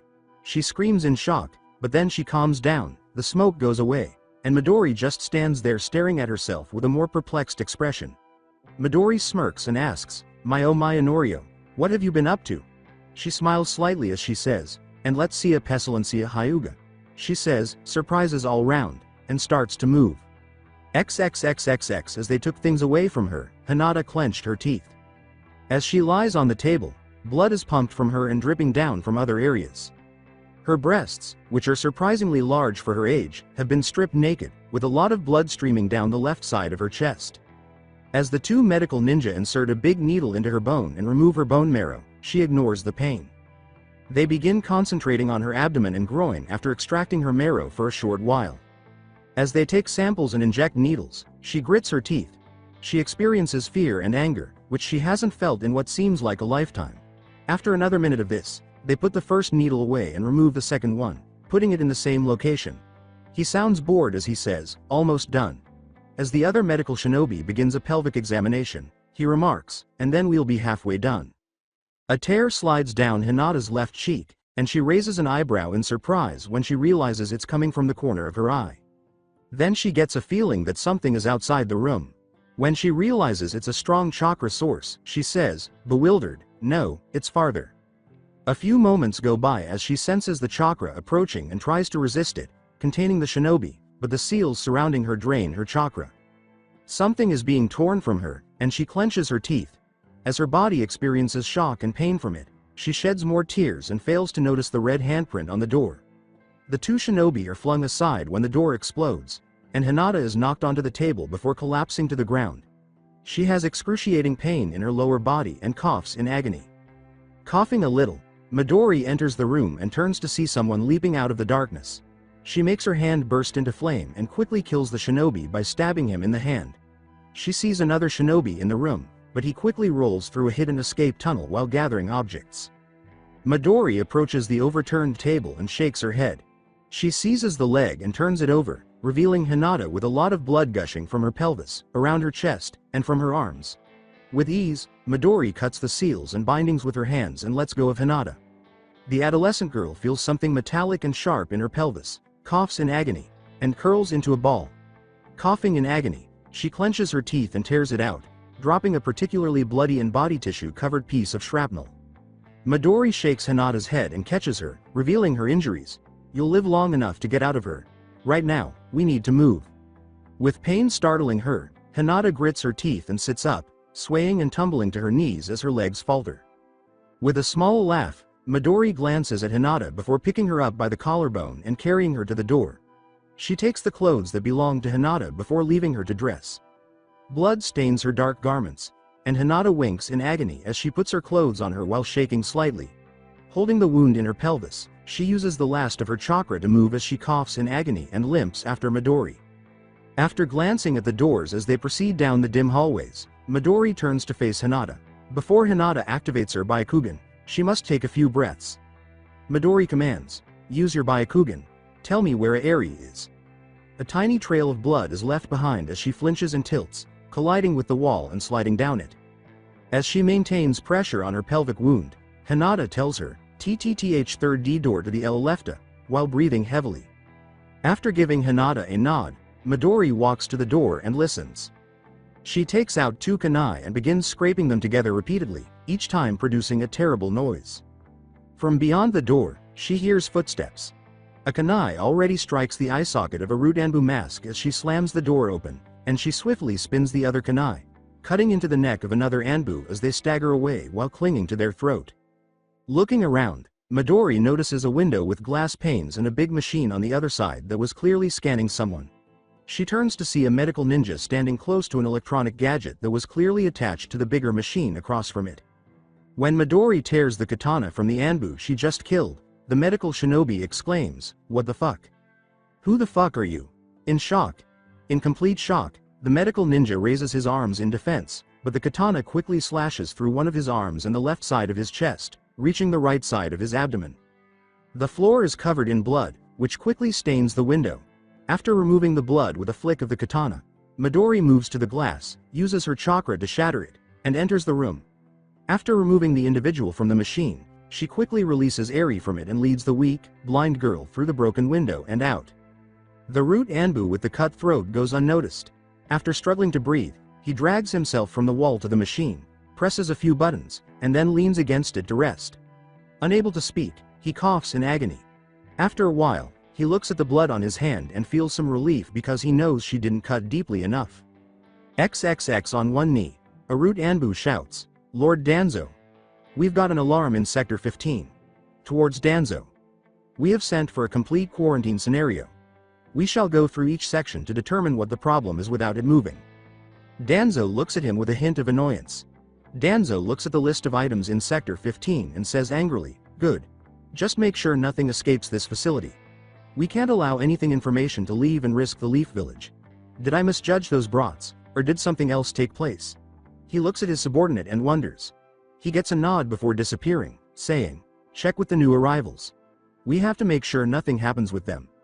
XXX Midori pushes Eri aside as she approaches Hinata.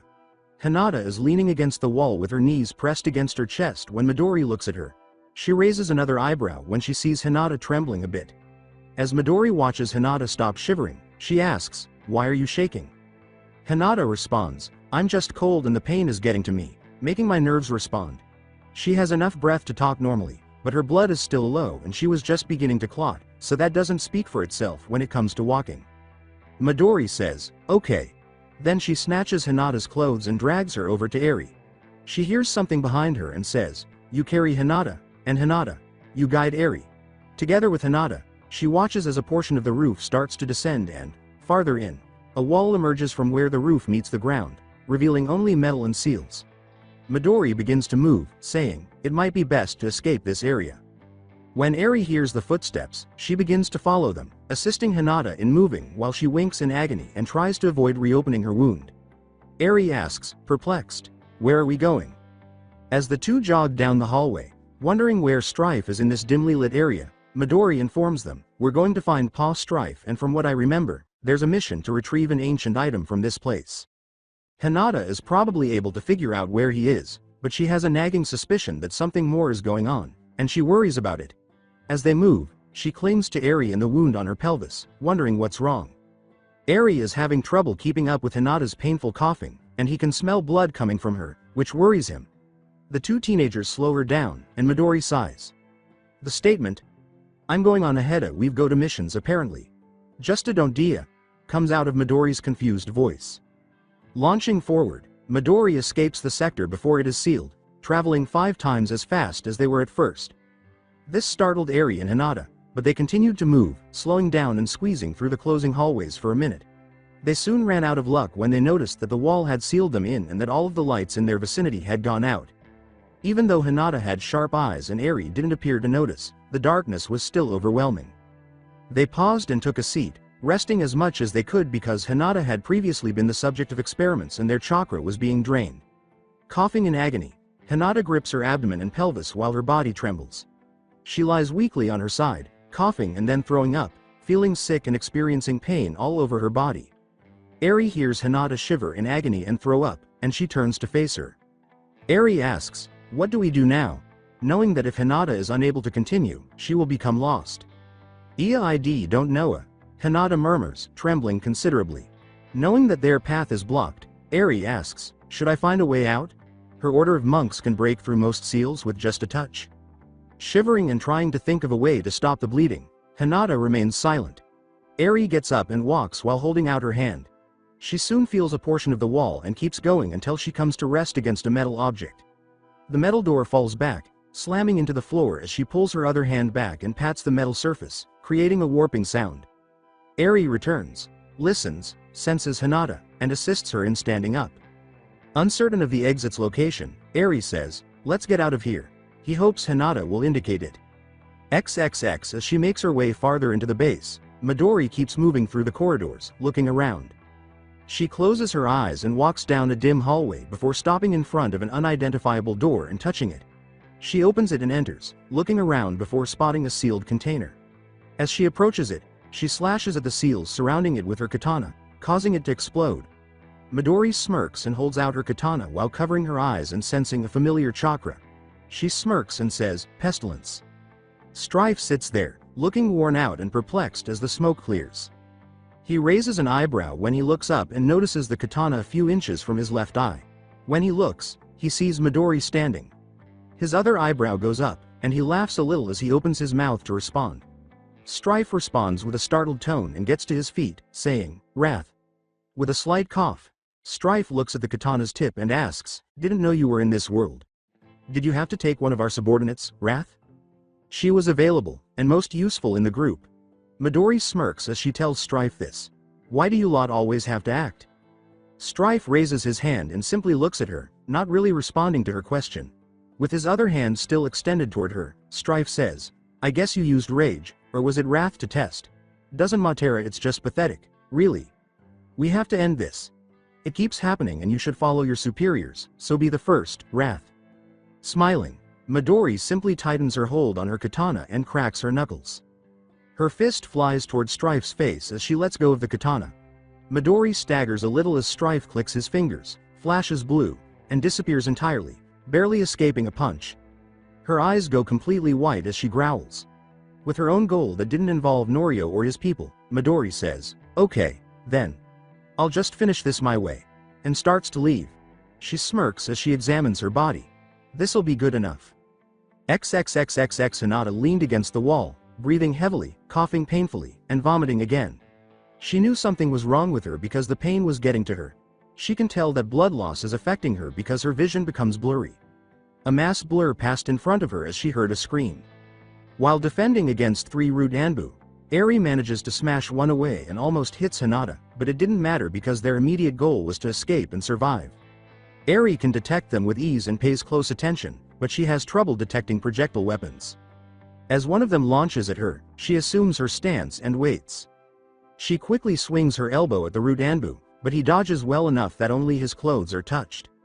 He swings his kunai at Eri while the aforementioned garment is slightly torn from the body. The young monk leans back quickly, flips backwards, and places her palm on the floor. A shattering sound is produced as part of the root Anbu's arm is vaporized and ripped from his body as his foot extends and collides with it. One of the surviving Anbu is flung back and strikes a wall after the kunai in the root Anbu's hand is launched into the air. The root Anbu stands against the wall, looking down, his body going limp but still standing as blood splatters across the wall. The one-armed root Anbu does not notice Eri striking his chest and begins to scream in agony as he watches blood gushing out of his body uncontrollably. His back erupts, scattering blood, flesh, bones, and organs before he collapses, dead before he even begins to fall. Eri is struck by a blunt force that sends her flying back and rolling across the floor as the final Anbu stands there and thrusts his palm at her, causing the air to move. Blood drips from the corner of her mouth and her cheek as she coughs in agony. She massages her arm, sensing pain in a dislocated object. She detects a chakra resembling Hinata's chakra prior to their enrollment in Norio's school, emanating from the final root Anbu. After assuming they are Hyuga, she sits back up, coughs painfully, and gets to her feet. She listens intently and soon notices something. A tiny smile appears from the corner of her mouth as she senses something. In an attempt to momentarily incapacitate Eri, the root Anbu advances on her. He goes to activate his Byakugan while assuming the gentle fist stance. A movement in the corner of his eye is followed by a snapping sound. As he looks, he is startled to see that the bones in his left forearm of the ulna and radyusa have broken, causing blood to spill on the ground as the bone is being torn away from the flesh. Before someone firmly grabs his wrist and shoves the sharp bone into the side of his head, he yells in agony and shock. The root Anbu is instantly killed when the tip of the bone pierces his temple. When Eri realizes that Hinata has killed the other Hyuga, Hinata passes out, falls to the ground, coughs up more blood, and throws up. The pain is getting to her as she clings to her lower abdomen. Eri wanders over to her, leans her against the wall, and helps her up. Eri creates improvised bandages for Hinata by tearing clothes off the nearby corpse. After a minute, Hinata realizes this and begins feigning to bandage and press on the pelvic wound. She does everything she can to stop the bleeding, coughing and whimpering in agony. She coughs more painfully, hoping that it will buy her time until she sees a proper medic or it clots properly, even though she knows it will still bleed. In an attempt to regain their breath and chakra, The two sit there for a few seconds. Eri praises Hinata's ability to defeat a root Anbu in her current state and remarks, "You're quite something elsey, Hinata." Without replying, Hinata activates her Byakugan with the last of her chakra. She looks around the area and discovers a well-known route that leads to an escape shaft. Soon, she sees dozens of chakra signatures coming their way, or nearly so. As she tries to tell Eri about it, there is a loud clank and a sudden flash of blue, which causes Eri to panic and Hinata's eyes to burn from the abrupt change in light. The two quickly get used to it and notice Strife standing close by, interacting with a big piece of equipment. Hinata noticed something that appeared to be a human chakra network inside the machinery, but it seemed to disappear. Eri, however, felt something similar, but she could hear something moving, something alive, inside of it. "Leave me alone." Strife looks at the two younger girls and says, "Hinata, Eri." He sounds perplexed. As Strife releases the machine and touches Hinata's pelvic wound, he remarks, "I'm glad to see your Olivia are at least still alive." Strife coughs a little and clicks his fingers, turning his hand blue, saying, "Can't turn it back to normal, going to have to skip it." Hinata screams in agony and disbelief, as though her stomach had been ripped from her, as if it had been vaporized. She hears Strife coughing up bodily fluids as he backs up, and the pain goes away, at least it is lessened. Strife laughs and wipes his mouth, saying, "Fuck." Strife grabs Hinata's hand, pulls her up, and forces her to touch the machine. Couldn't skip it too far, but the major blood flow has sealed itself mostly. "But you're still going to bleed, but not much." They hear footsteps shortly after Eri follows.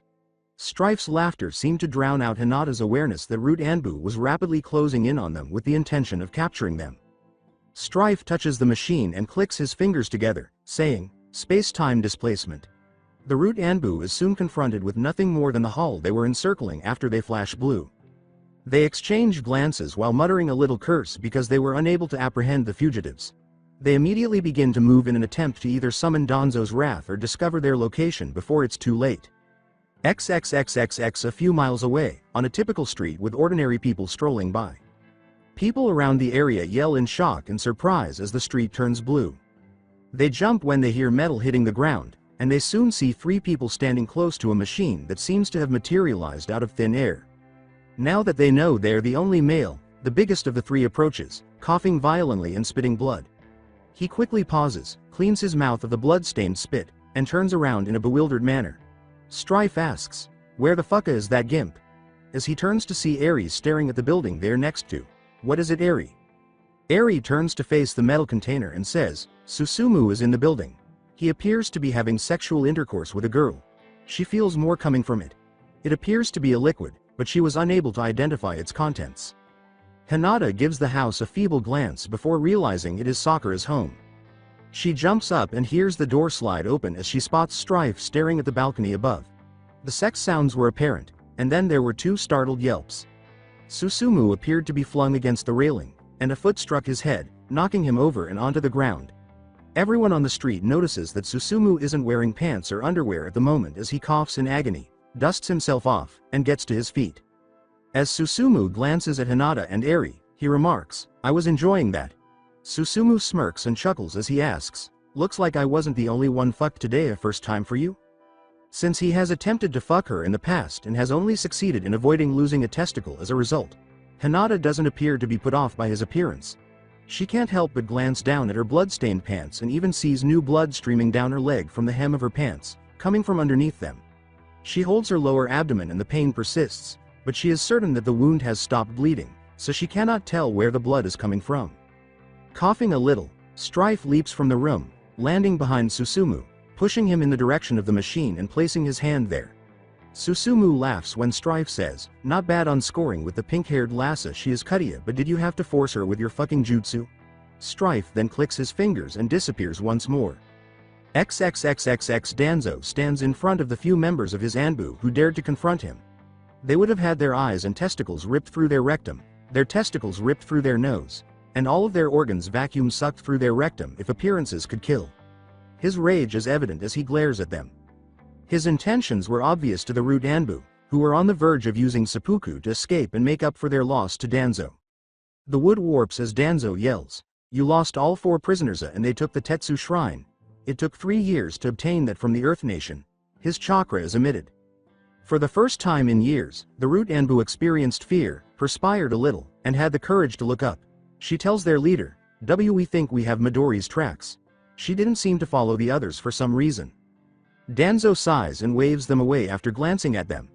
Danzo commands, "Find her, and see if you can find out where the others vanished." He then turns to leave. With a sigh of relief, the Root Anbu obeys his commands. XXXXX Norio sat at the underground academy and watched as a number of students engaged in combat. One of them is thrown across the room and crashes through one of the doors leading to the sleeping quarters, and he smirks. Wanting to finish the fight, the student screams and rushes back into the room. He dashes ahead, but he soon notices a flash of blue. As he looks up, a large machine quickly crushes him. Strife coughs in agony, grips his head, spits out blood, and then starts coughing again after hitting a stone table. In order to get his shit before too many people see his junk, Susumu uncomfortably scratches himself and wishes he had grabbed his underwear before leaving. Eri takes some time to recuperate from her brief ordeal by sitting on a nearby chair and coughing a little. As blood stains the stone, Hinata feels pain once more as she leans against the machine and slides to the ground. As he approaches, Norio notices the machine, touches it, and turns to face Strife. Norio looks around and notices the teenagers, saying, "I see you found it.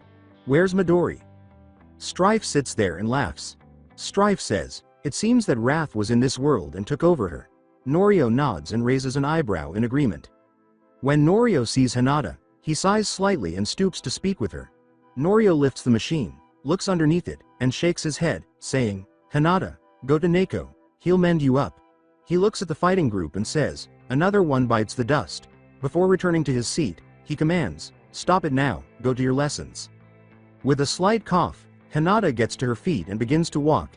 As Strife watches her go, he soon notices bloody footsteps behind her. He raises an eyebrow and shields his left eye. Strife exclaims, "Well, that's interesting," and quickly leaves the table. Right, where's Kim? XXXXX After a few hours, Hinata, who is a proficient medical ninja, is sitting on the edge of a chair in Neko's room after being examined by him. After giving her blood and fluids to help her return to normal health, he sealed and closed the wounds, but she would need close supervision and a lot of bed rest. He checks her one last time, his hands getting green as he does so. Shortly after examining the remaining wounds on her body and inside, Neko laughs. Neko glances over the reports and smirks as he laughs a little. Neko looks at her and says, "Right then, Hyuga, I got some good news and bad news. Which would you prefer?" But she seems to be staring right through him, and he grins his toothy fang. As he licks his thumb, Neko says, "Okay, good news first." Neko tells her, smirking and laughing a little, "Well, your wounds have healed up nicely, you're no longer bleeding, and you're not going to be in death's door at the moment, and I took the shrapnel out of you." Hinata sighs, somewhat relieved, but the pain is still there. There's something about it that makes her uneasy. With a whisper, Hinata gets to her feet and says, "Okay then." Not really caring anymore, she starts to leave and makes plans to go train. Neko looks at Hinata and asks, "Don't you want to know the bad news?" With a small laugh. With little regard for him, Hinata tells him, "It doesn't matter." Neko laughs and says, "It will." Hinata is intrigued by his amusement. Neko remarks with a great deal of amusement, "From the reports of how you were injured, and what those medical shinobi were doing. All that was just bad timing, Midori's actions, and bad luck." Neko laughs again as Hinata turns to face him. "Those medical ninja were obviously removing eggs from your ovary. Or at least tried before Midori blew the door off and you got some shrapnel in you. That large one that was in your pelvis hit hard. The extensive damage destroyed that sac and severely damaged your womb. From my knowledge of medical ninjutsu, you're now unable to produce any children." Neko couldn't contain her laughter. As you leave his room, Neko tells her, "You're going to be by yourself. So you're stuck without a future, just like a true shinobi. And from my knowledge, you're now useless to the Hyuga clan, seeing as you can't produce an heir. You're not a dead branch with nothing left to do but cast a shadow to annoy someone wanting sun." His laugh reverberates through the hallways as he pushes her away. "And I'm sure Lord Norio can use a tool like you." He chuckles, but as he gets farther away, his laughter soon becomes quiet. Hinata simply stood there, expressionless, and resumed her walk. She quickly enters her room after following the hallways, avoiding the main hall.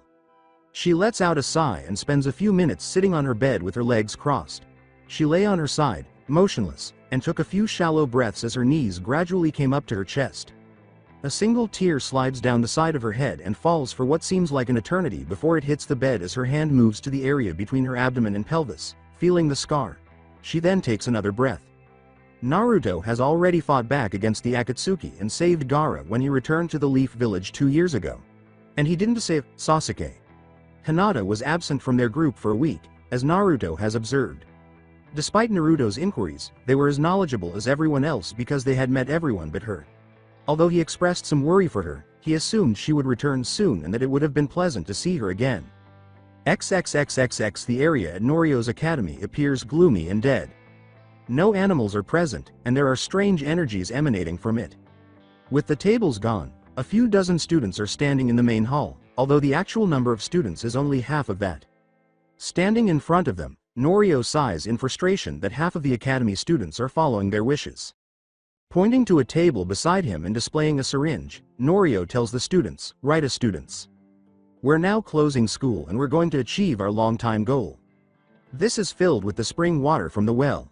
You have all been drinking from it ever since you all got here. This water is special, it drives the inner chakra and adds levels beyond a human capability. The main energies in the water are natural energies. Natural energies are almost lethal to humans without training." Norio continues, getting a few perplexed looks. This water was made several eras ago and had several mixes of chemicals and other powers of nature you wouldn't be able to comprehend. Norio says with a slight grin. One of the students raises their hand to ask a question, saying, "The main one which creates blackout is called sin."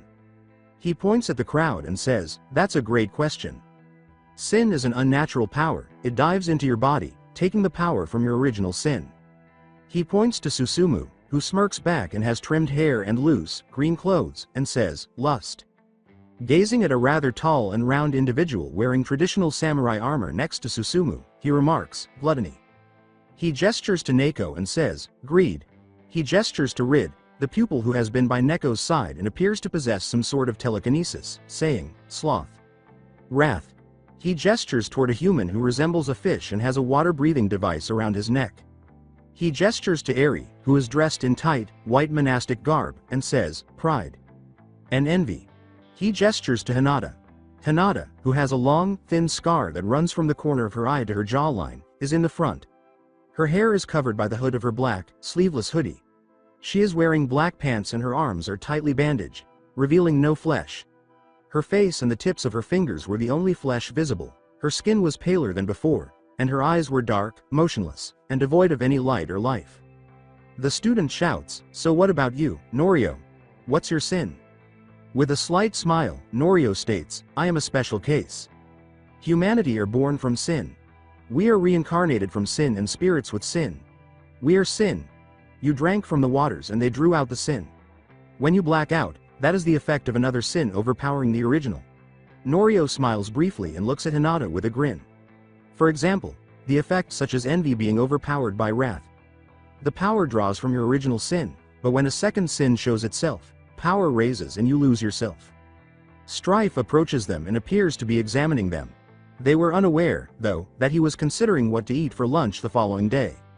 Kim appears out of nowhere as a female voice announces, "We're going to have a final test." Everyone turns to look at Norio's right side.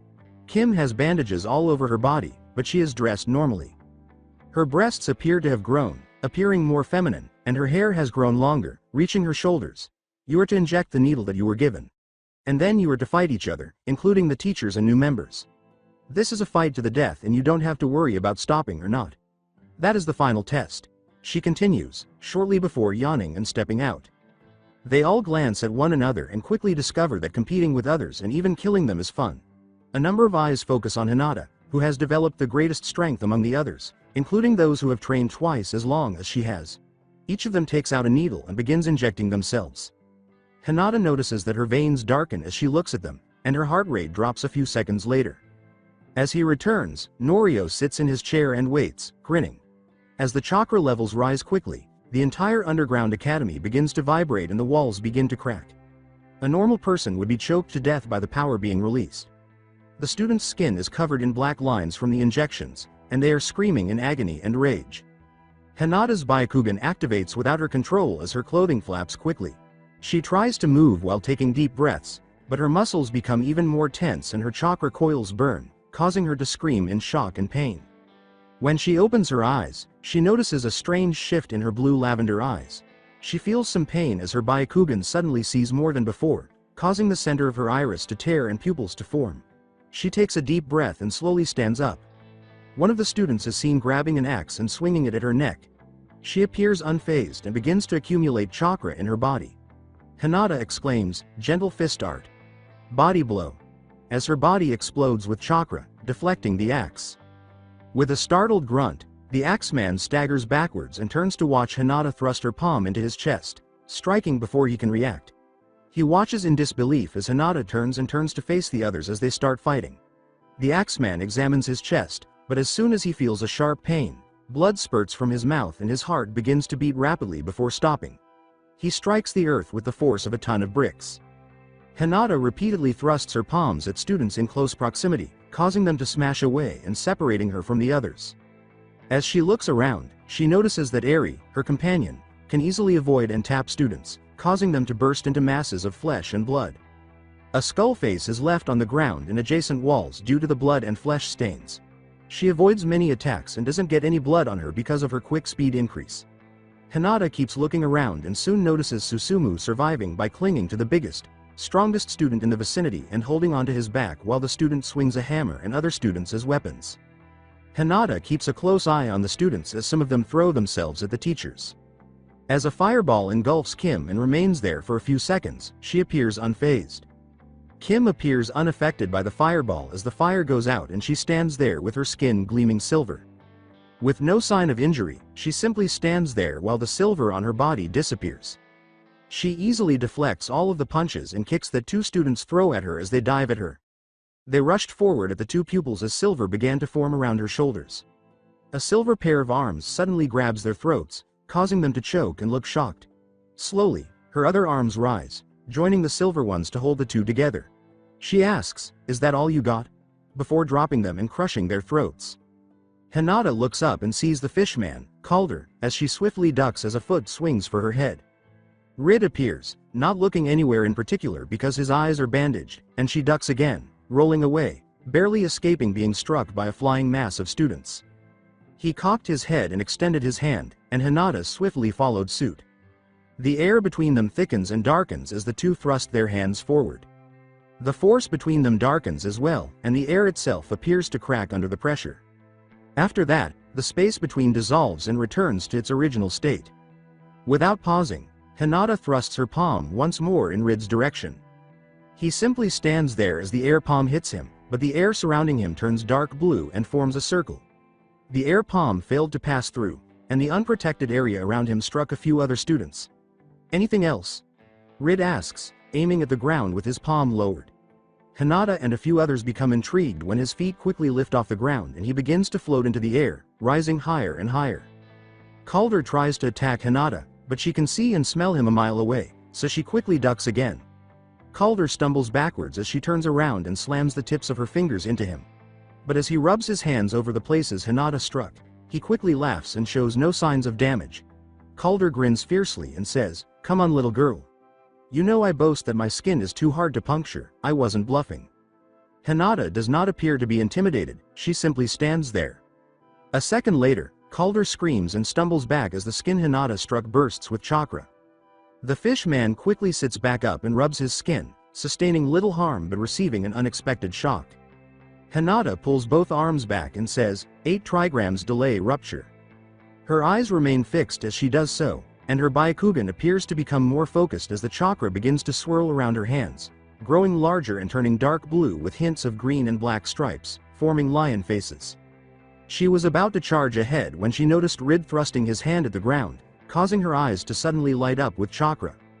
Students and corpses are flung away, colliding with walls and other students as the stone ground collapses and the destructive force sends all the slabs flying, followed by dust and a rapid expansion. The students look, quickly realizing that it's a powerful source that could kill them if they don't quickly flee out of range. Hinata merely stops the chakra from spinning around her hands. "Rotation," she exclaims, creating a big blue wall. After striking Hinata's barrier, the force quickly disappears in the dust and devastation. Kim observes the destructive force coming directly at them. When she extends her hand, a silver liquid seeps out, quickly expands, and closes off the hallway. A second later, the force produces a metallic bang on the opposite side as the barrier warps. As Strife sits on the floor and looks around, he remarks, "Wow, that is truly an unusually powerful attack." He notices that a few students have broken through the barrier and are currently engaged in combat with the other teachers. Smoke begins to settle on the opposite side of the barrier, and there is no trace of the wall that once stood. Only complete rubble and ruins stand on the edge of the hallways. Before the attack hit them, a number of students were able to flee through the corridor doors. In the middle of the hall are a few figures. Rid listens, taking a few breaths before dropping and landing on the ground. Hinata is positioned in the middle of a stone floor that was also protected. As her Byakugan notices that some people have survived the force of that attack, she takes a few breaths. Calder uses a lot of strength to stay motionless, his fists stabbed into the ground, and he breathes with some difficulty. He looks and sees water trickle down his shirt as he gets to his feet, brushes the dust off his arms, coughs a little, and then curses because the water-breathing apparatus has just been damaged. In the center is a rather large figure who is grinning and scratching his arm as pieces of his armor come off. A voice on his back asks, "Is it over?" before Susumu's head emerges. The big man, sounding as scumbag as he is, replies, "It sure is. Where we going now, boss?" he asks. Susumu looks around and sees Rid fall to the ground, saying, "Shut up, die." Susumu shouts, "Go get that fucker," while he waits. "Sure thing, boss." Dai exclaims, grinning as his skin turns nearly black, and he starts to jog. Because of Dai's weight and density, the ground cracks and shakes with every step. The damage is evident as several students begin to tear themselves from the dirt after hiding underground and others from the debris. They carry on the fight, but they are clearly more defensive and cautious than they are engaged in combat. Calder keeps a close eye on things and notices that Dai is swinging at Rid, who is avoiding the blows but is clearly weak from his last attack. With a sigh, he goes to help him before the lack of water around his neck renders him incapable. He looks around when he hears footsteps, and his face quickly collides with a dark blue lion's face that has a hint of green. He feels the chakra leave his skin and chakra network, and his nose breaks. He stutters and coughs in agony before a foot hits his side, but he is unfazed for a moment before a tiny explosion sends him reeling back. When he sees Hinata moving quickly to attack him, hit him, and absorb chakra, Calder snarls in frustration and rage. Calder screams, his skin turning from green to greenish red, "You pathetica girl." Without responding, Hinata attacks him repeatedly and drains more of his chakra. XXX blood is splattering on the walls and chaos is reverberating through the corridors. With his eyes glowing in the dark and a toothy grin, Neko sits atop a small pile of corpses. He witnesses several students murdering one another, and he even witnesses Eri tapping some of them, causing them to burst into blood puddles that leave skull-like faces on the floor and walls. Knowing that fighting Eri alone would be fatal, he whistles as he kicks back and waits for them to be done. XXX After 30 minutes, there are almost no people left in the underground academy. Norio laughs when he notices that his students have caused a few more dents in the wall. Strife laughs when Norio asks, "Any of the teachers' other side survive?" Norio laughs and then makes a hand gesture, saying, "Though not." Norio started, "Right students, stop now and come to the main hala," as Kim pulled down the silver wall to reveal the opposite side. Norio laughs and rests on the arm of his chair, saying, What remains of Ida, good thing we don't need it anymore." As he waits, he notices a few people emerge from the hallways and smiles because everything went according to plan. Hinata is sitting on the floor, breathing heavily, perspiring, and her forearm is stained with blood. A few teeth have been driven into the bloody area. Calder glares at Hinata while lying on the ground, coughing and breathing heavily. Susumu, who was riding on the back of a real human tank that is still in action, is arguably the one who has not been impacted by the fighting. Rid is standing close by, clearly worn out from avoiding Dai and watching Eri and Neko leave with the few students who are still alive. Before Norio and the few teachers concealed behind the barrier, they stand, sit, and wait. Susumu smirks and asks, "So what's up, mayor of this Death Academy? You all have a mission. Hinata, you'll be the leader of the first team. The mission will be labeled, Sun Retrieval. Your team will be Susumu and Eri since you're familiar with them, and Kim will accompany you. Neko, you'll be the second leader. The mission you're doing is labeled, Moon Retrieval. You'll have Rid, Calder and Dai, and Strife will accompany you. The rest of you are to accompany me to a place known as Death Fist Order's monastery." Norio continues. Eri asks, "Why are they coming to my house?" and tilts her head in confusion. Eri draws attention to herself by asking, "Master Norio, why are you going there?" With a small laugh, Norio explains, "I was going to tell them. We're on the mission labeled." Opening of the door, standing up and glancing at them, Norio says, "After a long time, I believe we're ready." Taking 2 scrolls from Kim and Strife, Norio declares, "I can proudly call you ready to fulfill your life purpose." They pick it up and approach the team leaders. "Because I am aware of your connection to the mission, I have appointed you as leaders." With a slight smirk, Neko opens the scroll and says, "So I have to search through Orochimaru's base for this?" He puts the scroll away after saying, "Fair enough, wouldn't expect anyone else to do this." Neko asks, chuckling a little and feeling a little impressed. "It's only temporary, I promise." Norio whispers in her ear, "Power rises when you hit rock bottom, and this is as rock bottom as you can get." Hinata opens hers, glances at it, and feels something in her throat stop her breathing or swallowing, but she doesn't even notice Norio walking towards her because she was in mild shock. "But it's only temporary, I assure you." He whispers in her mind, "Follow the instructions exactly, and nothing bad will happen." Her stomach clenching from the mission, Hinata whispers, "I understand, Lord Norio," as she looks at the rest of the details and nods. "I understand," she says, feeling a chill run down her spine and her eyes turning dark as she looks at Norio. Norio tells them, "You have a week to rest and prepare." He then starts to leave, making his way to the exit. "I'm going on ahead," he says, taking out a scroll and throwing it at a teacher in the distance.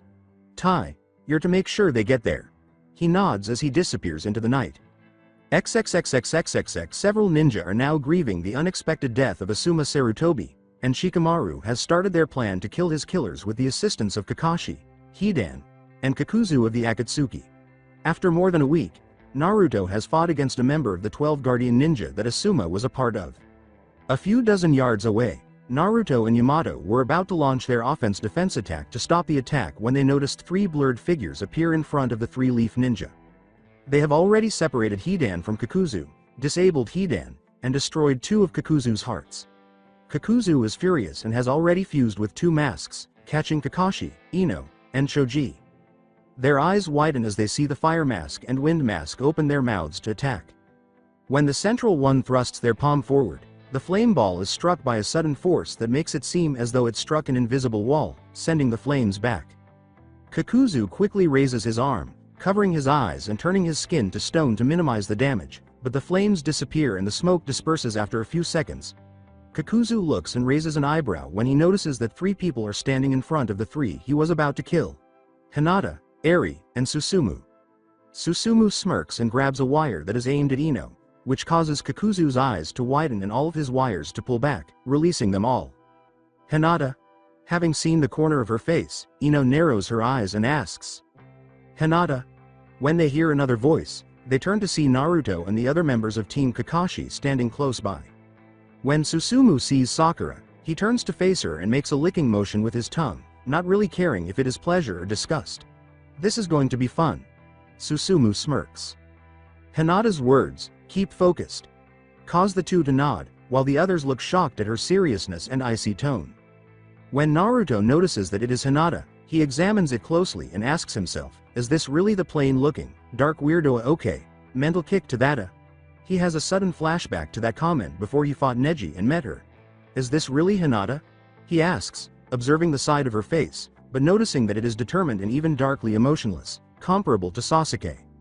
As Hinata looks at Kakuzu, her eyes light up and give him a chilly glare. Susumu grins and takes out a few shuriken, asking, "So should we do this fast or fun?" Eri, who can hear the shuriken jingle a little, says, "I don't think you should act so recklessly, Susumu. Otherwise you'll expose your only capabilities." Hinata assumes her gentle fist position. Susumu lets out a dejected sigh as Hinata tells them, "We finish this now." Kakashi warns her, but she doesn't respond. "Hinata, this guy is a close to mid-range fighter. Going in close is dangerous. And he's got 3 hearts, we already took out 2. So we've got to kill him 3 more times." With a sly smile, Susumu tosses the shuriken toward Kakuzu. Kakuzu simply takes sideways steps and soon notices the wires glimmering on them. Eri and Hinata charge at the elderly Akatsuki member. The shuriken flies back and is aimed at Kakuzu's back when Susumu pulls his hands back. Kakuzu laughs and uses his wires to catch them with ease. Kakuzu started to say, "Just how pathetic do you think I?" But his body froze and he looked shocked and perplexed. Susumu shouts, "Now Kakuzu!" The lord of the dance, and soon after, Kakuzu's feet are tapping the floor quickly while tap dancing. When Hinata and Eri see him dancing, everyone else looks shocked and perplexed. He yells, "Now sing!" and adopts a spooky rendition of, "I'm a little teapot." As Eri approaches Kakuzu and taps his abdomen with her palm, the Akatsuki member bursts, sending wires, flesh, and bone flying in the shape of a skull face. The area bursts into dust as Hinata quickly follows and thrusts both palms at the remains. Seconds pass before the dust settles, revealing a mass of flesh and wires on the ground with blood seeping everywhere. Everyone appears astonished and taken aback by the recent events. Susumu performs a little triumphal dance. Ino looks at Susumu and says, "Waita," as Kakashi commands Sakura, Sai, and Pakun to support Shikamaru. Given that they have just arrived, she asks somewhat bewilderedly, "How did you know his name was Kakuzu?" Getting a nod because Kakuzu did claim he attempted to kill the first Hokage, Susumu tells them, "He's the highest-ranking rogue ninja back in my home area. He killed the council members and has us confused to his continued existence." Eri takes a few steps back and warns, "Don't let your guard down." She tells them, "I am hearing movement." This causes everyone to get ready. They watch as the skin is being reattached and a number of wires and blood masses begin to move. It gradually takes on a humanoid shape before expanding to 8 arms that resemble tentacles and emerge from his head and torso. Kakuzu rubs his stomach while coughing a little. Kakuzu looks at the 3 and says angrily, "You ruptured several organs, I'll have to replace those as well." He advises against getting close to Susumu at all costs because it would be fatal against Eri, and Hinata would likely be equally difficult to defeat. He glances at the others and notices Yamato and Naruto, 2 newcomers, but he quickly recognizes him when Naruto calls forth several shadow clones. Susumu grins, takes out a few knives from hiding spots, and assumes a combat stance. "Looks like we're having fun." Naruto calls out, "Hold on," as he and his clones advance. With slitted eyes, he tells them, "Let me handle this from now on." He wants to test his strength and protect his friends. Everyone looks at Hinata and raises an eyebrow when she says, "No, Naruto." Naruto becomes slightly perplexed when Hinata tells him, "I'll go on ahead, and this time you follow." Eri circles around as Hinata charges ahead, followed shortly after by Susumu. Kakuzu, who feels one of his hearts beat erratically from the previous attack, glares and coughs in agony. He decided not to use his fire mask too frequently because he could tell it would be uncomfortable for the time being. The mouth of his wind mask opens. Kakuzu shouts, "Wind style," pressure damage, and launches a massive assault on Hinata. Both air attacks collide as Hinata skids to a halt and thrusts both palms at the attack. However, Kakuzu's was slightly stronger. Hinata slides back from the force, crossing both arms as her feet dig into the earth and tear through dirt and rocks. Soon after, Susumu kicks hard and throws Hinata forward as he hits the ground, causing her to feel 2 feet land on her back. After being flung back no more, Hinata keeps moving forward, still aiming for Kakuzu. Kakuzu grows a little as he watches Hinata tear through the smoke from their attacks. His force tears through the rock as he swings one of his tentacles at Hinata. Hinata responds by spinning rapidly. He shouts, "Rotation," and a huge sphere of chakra is created. Several threads are torn from the sphere when the tentacle arm strikes it, but it swiftly circles back and firmly grasps. The friction causes the sphere to stop soon after, and Hinata lets out a small curse before the threads swiftly enclose her and raise her off the ground. A number of threads pierce her body and tighten around her. Naruto shouts, "Hinata," and rushes forward with his clones, 2 of whom are assisting in the formation of the Rasen Shuriken. When the sound and power of it begin to cause the air to vibrate, Kakuzu looks at him and realizes that it is dangerous to even be struck by the power being released. He is blind to Hinata's concentration and the sudden explosion of chakra pressure that causes his tentacle to burst. He watches as Hinata falls to the ground while still conscious, and he becomes irritated that she got away from him before he could harvest any organs. When he hears a sudden pattern of footsteps, he looks over and notices Eri is too close. He leaps quickly, aiming the wind mask at Eri and firing at her. Eri's foot explodes from the force of the forceful slam, and the wind jutsu is slightly redirected upwards due to the sudden pressure. Because she created a tiny crater, Eri is able to dodge the attack as it flies upward for a few inches. She quickly hears a big, swift movement that she interprets as one of Kakuzu's tentacles as she dashes up and out of the crater. As she swiftly shifts her arm, She strikes the side of her first against it, causing it to burst into blood specks and threads. Ignoring her, Kakuzu swiftly swings another tentacle at Hinata, causing her to collide with the ground. Coughing in pain, Hinata gets to her feet just in time to see Kakuzu's tentacle swing down and crash where she is. After a moment of panic, everyone sees Hinata leaping to her feet and rolling away from the smoke. As Naruto charges at Kakuzu, 3 of his clones are quickly destroyed, and he becomes distracted and loses his Rasen Shuriken. As he watches Kakuzu, calculatingly, he notices Eri charging directly at him and Susumu constantly hurrying toward him. However, he continued to avoid both of them and became irritated. Both of his masks open their mouths and aim at the two. Naruto! Yells Yamato, who soon appears at his side. Naruto quickly calls forth 2 shadow clones, fuses water and wind, and launches them at Kakuzu's attack. Only a lot of steam is left after the jutsus perfectly counter and collide with one another. Kakuzu clenches his fists and coughs as the heart of his fire mask trembles. As he notices quick movement in the steam, Hinata emerges, her fingers darting forward and slamming into his chest, sending him reeling back. He soon performs a pincer maneuver with his tentacles after coughing up more blood. She quickly swerves to avoid the impact, but she is launched into the air when Kakuzu's foot strikes her. She tries to maintain her balance as she skids across the ground, rocks slicing into her elbow, and eventually she rolls to her feet. She coughs a little and her right elbow's bandages are stained with blood. Holding his chest and growling slightly, Kakuzu coughs violently as he connects his body to his other hearts, feeling his heart fail and spluttering up blood. This is becoming absurd. Feeling his heart falter, he shouts to himself and swiftly sidesteps Eri's blow. He strikes her with his fist, causing her to fall backward.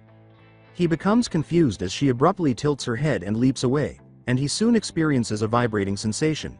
He looks around quickly as his eyes enlarge and notices Naruto there, receiving a Rasen Shuriken blow. Kakuzu is hurled at what seems like 100 miles per hour, causing him great pain. His body and chakra coils are cut and shredded as the Rasen Shuriken explodes, sending needles and a massive sphere of chakra flying everywhere. Susumu tries to cool himself by waving his hand after emerging from the steam. He looks at Naruto's attack and appears to be somewhat impressed. With a slight yawn, he approaches the Leaf Ninja while winking at Ino with a sly smile. Naruto's attack greatly impressed Kakashi, but she was taken aback when Hinata destroyed another heart and one of her teammates injured another. As the Hyuga takes a few breaths and the pain in her body quickly reveals the full extent of Kakuzu's damage to her, Eri wanders over to Hinata. She feels the threads cutting into her, a few cracked bones, and then the rocks cutting into her elbow. Despite his weariness, Naruto walks over to Hinata to tell her how well she did and offer assistance after noticing Eri assisting her. Ino quickly arrived to assist, helping to lower Hinata back to the ground and begin healing her slightly so that she could move freely. Then, while Eri declined Ino's services, she followed suit to check on Naruto. She looks at Naruto when he calls out to her, "Hinata," and smiles at her. As Naruto watches Ino return to Hinata and examine her once more, he becomes extremely alarmed and asks, You were impressive. But please, don't do something like that again." Hinata gives a headshake. She tells him, "It's like I said, Naruto. I don't want to be left behind. I wanted you to follow me." He nods, a little perplexed. Ino says, "Right, Hinata." With a hint of worry, Ino looks at her closely, a little perplexed because she usually blushes or stutters around Naruto, but she says, "I think you'll need to be checked in the hospital when we get back. I'm sensing a few fractures, but I want to make sure you haven't broken anything." She would have assumed she had become more self-assured, but she senses something is off, though she is unsure of what it is. In an attempt to assist Hinata in standing, Naruto stands up and extends his hand.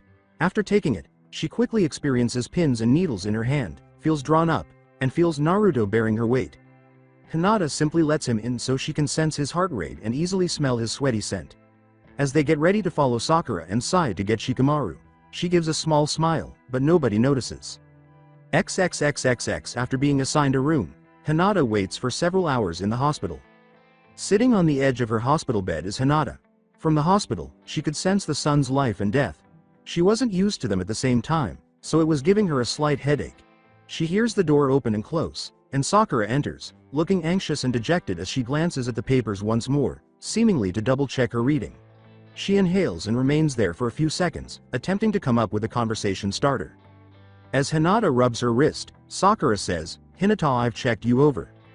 You've got some stress fractures on some areas of your body, in which we've dealt with. Sakura closes her eyes and takes a breath before saying, "But I did some scans and I'm not sure how to tell you." Sakura started to say, "We discovered that you appeared to have sustained an injury some time ago. If I had to estimate, maybe more than 2 years ago. You sustained some trauma around your lower abdomen and pelvis, the damage has." But Hinata simply got up and walked to the door. Sakura is taken aback by Hinata's tone of voice, which is icy and emotionless, as she says, "I know, it happened during my visit here a couple of years ago." Sakura starts to speak, but Hinata interrupts. She exits the room after saying, "It isn't important. I'm going home if you want me." Sakura was unable to speak and simply stood there staring at the door. "Hinata, what happened to you?" Given that she and all of her female friends have identified Hinata as a nurturer and a potential mother, she is genuinely concerned about her. She looks at the time and lets out a sad sigh, knowing that she needs to talk to someone about this. She then leaves with the intention of speaking with Tsunade about this, as she is the hospital's head and can discuss her concerns with her. XXX Naruto lets out a small sigh, a little irritated that he got lost in the hospital while attempting to locate Hinata, who should also be there. After wandering around for a few more minutes, he quickly returned because he was frightened to discover that he was in a morgue. A voice behind him says, "Ah, there you are, Naruto." When Naruto turns around and sees Sai, he exhales with relief because he has finally found someone he knows. Naruto says, "Hey Sai, what's up?" to his teammate. Sai tells him, "I was sent here to get you prepared for an event later today." He pauses to consider this after glancing at Naruto's bandaged wrist. Remembering that from a book he read, Sai muses, "Perhaps I should have received a get well soon card. Where might one get one of those?" Naruto dismisses the inquiry with a wave.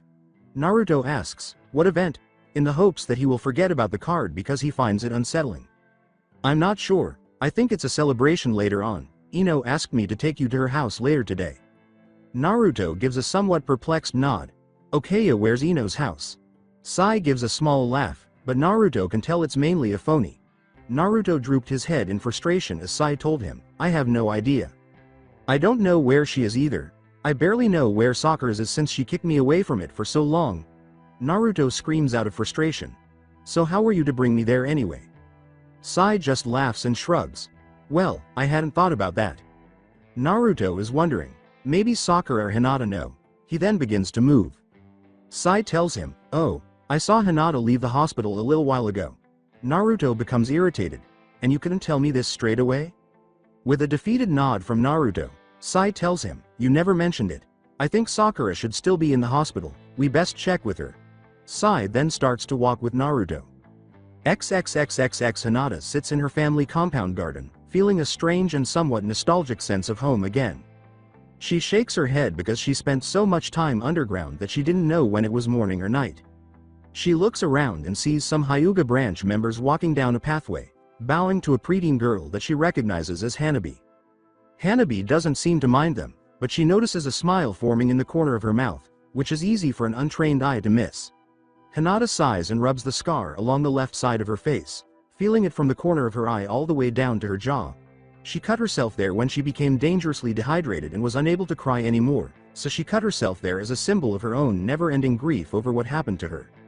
As she watches Hanabi speak to a Hyuga servant for a few seconds before disappearing into the house, she hears footsteps soon after and doesn't bother to turn. "Fuck Maya, how do you get used to this place?" As much as there was disapproval of Susumu because they remembered him from the last time, Hinata could tell by his footsteps alone that he and Eri were going to remain as her personal guests for the time being. Susumu's voice comes now, but she quickly catches him in the corner of her eye and realizes he's holding a stone bust of a Hyuga head. "It's very odd that this bust was facing your bedroom door, kind of creepy. Did you also know that this bust was resting on a stand that was placed over a filthy area of the floor? Seems like you guys are secretly dirty," Susumu asks, but Hinata doesn't seem to mind and watches him toss the bust into the nearby pond. "In fact, when my mother was pregnant with me, her water broke there. Father covered it up because he couldn't find the time to clean it and we couldn't have a dirty spot," Hinata tells Susumu. Susumu almost throws up after looking disgusted. "Fucking hell. That thing was touched by me," Susumu screams, then plunges his hands into the pond and begins frantically cleaning in an attempt to remove whatever he believes to be on his hands. A guard is soon seen approaching Hinata, and although he appears irritated and disgusted with Susumu, he briefly ignores him and turns to face her. "Lady Hinata," he says, "your dad would like you to be in the council room." He hands her a note and says, and I was also given a note from someone claiming to be your friend." When Hinata hears the guard shouting at Susumu, she nods and takes it before leaving. As she passes through her home, she sees Eri in the meditation room and hears people wondering who she is. She takes out the note and reads it, pauses for a moment, smiles, and then it disappears. "Hinata, we're going to celebrate your return and Naruto's recent return. We're going to party until we drop. Come round my place round 8. Ino." Hinata puts the note in her pocket and then heads to the council room, where she waits outside for a moment before hearing her father call, "Enter." As she walks in, she sees a large room with a number of clan members who are part of the Hyuga Council sitting and watching her enter. Hinata notices her younger sister, Hanabi, sitting in the center of the room, facing her father, Heishi, and she walks in and sits down next to her sister, waiting for her father to speak. "What do you wish to see us about, father?" Hinata asks, sensing that Hanabi is nervous. Weary of the silent voices and screaming eyes watching the two, Hinata asks. "The council and I are here to talk about the clan's future. However, the stature has changed significantly since you were away training. To determine who would be the best candidate to become the Hyuga head, we will test and examine both of you until Hanabi reaches adulthood. Thus, I'm hoping that you're going somewhere, Hinata." As Hinata gets up and moves toward the door from which she came, Heishi asks, drawing perplexed and critical looks from the other clan members. Hinata tells them, "I am unable to become the Hyuga head." Her attitude causes them to become even more perplexed and disapproving. "Hinata, why is that?" Heishi inquires, causing Hanabi to glance confusedly between the two. As she rubs her lower abdomen and turns to face her father, Hinata says, "I am uninterested and unable to even produce an heir for the clan." Her eyes remain fixed, and a few people look perplexed, and some of them activate their Byakugan alongside Heishi. As soon as they notice the damage, remarks begin to circulate the room. Heishi started to inquire, "Hoa wena?" with a tone that was both worried and slightly irate. "Did Norio?" Heishi started to inquire, but Hinata interrupted him. "The last time I returned home, Norio wasn't present when it occurred." Before she departs, Hinata tells him, "And if you want to know how, ask a man named Danzo." She gets a few whispers in return.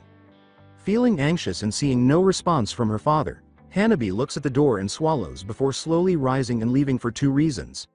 First, she is afraid of what her father will do, and second, she is anxious for Hinata's sake and hopes she is alright. Having just made a few notes, the Hyuga minute taker looks at Heishi, uncertain of what to do. "Lord Heishi, what should you do?" Unsure of what else to ask, he asks. With his eyes buried in the shadow of his brow, Heishi simply sits there and lets out a breath. "Well, first I'll make a list of what I'll be doing," he says. "Second, I'm going to meet with Lady Hokage to talk about something. Thirdly, I'll meet with Danzo to talk about what I discovered. At that point, I will remove his genitalia from his body after stuffing and mounting them onto my mantelpiece and gold plating it with molten gold. The Hall of Duvet will be the starting point. I won't go into specifics right now." He tells them, gets up, and leaves the room after getting a few chills. "I will then find Norio and see how this happened under his watch, and then rinse and repeat," he says. After swallowing a little, the Hyuga minute taker turns to face the elder and asks, "Should we be concerned?" He appears to have lost his sanity, one of the council members inquires, telling their former head. "I'm actually surprised he was being so calm and took it so well," the elder says, simply sitting there.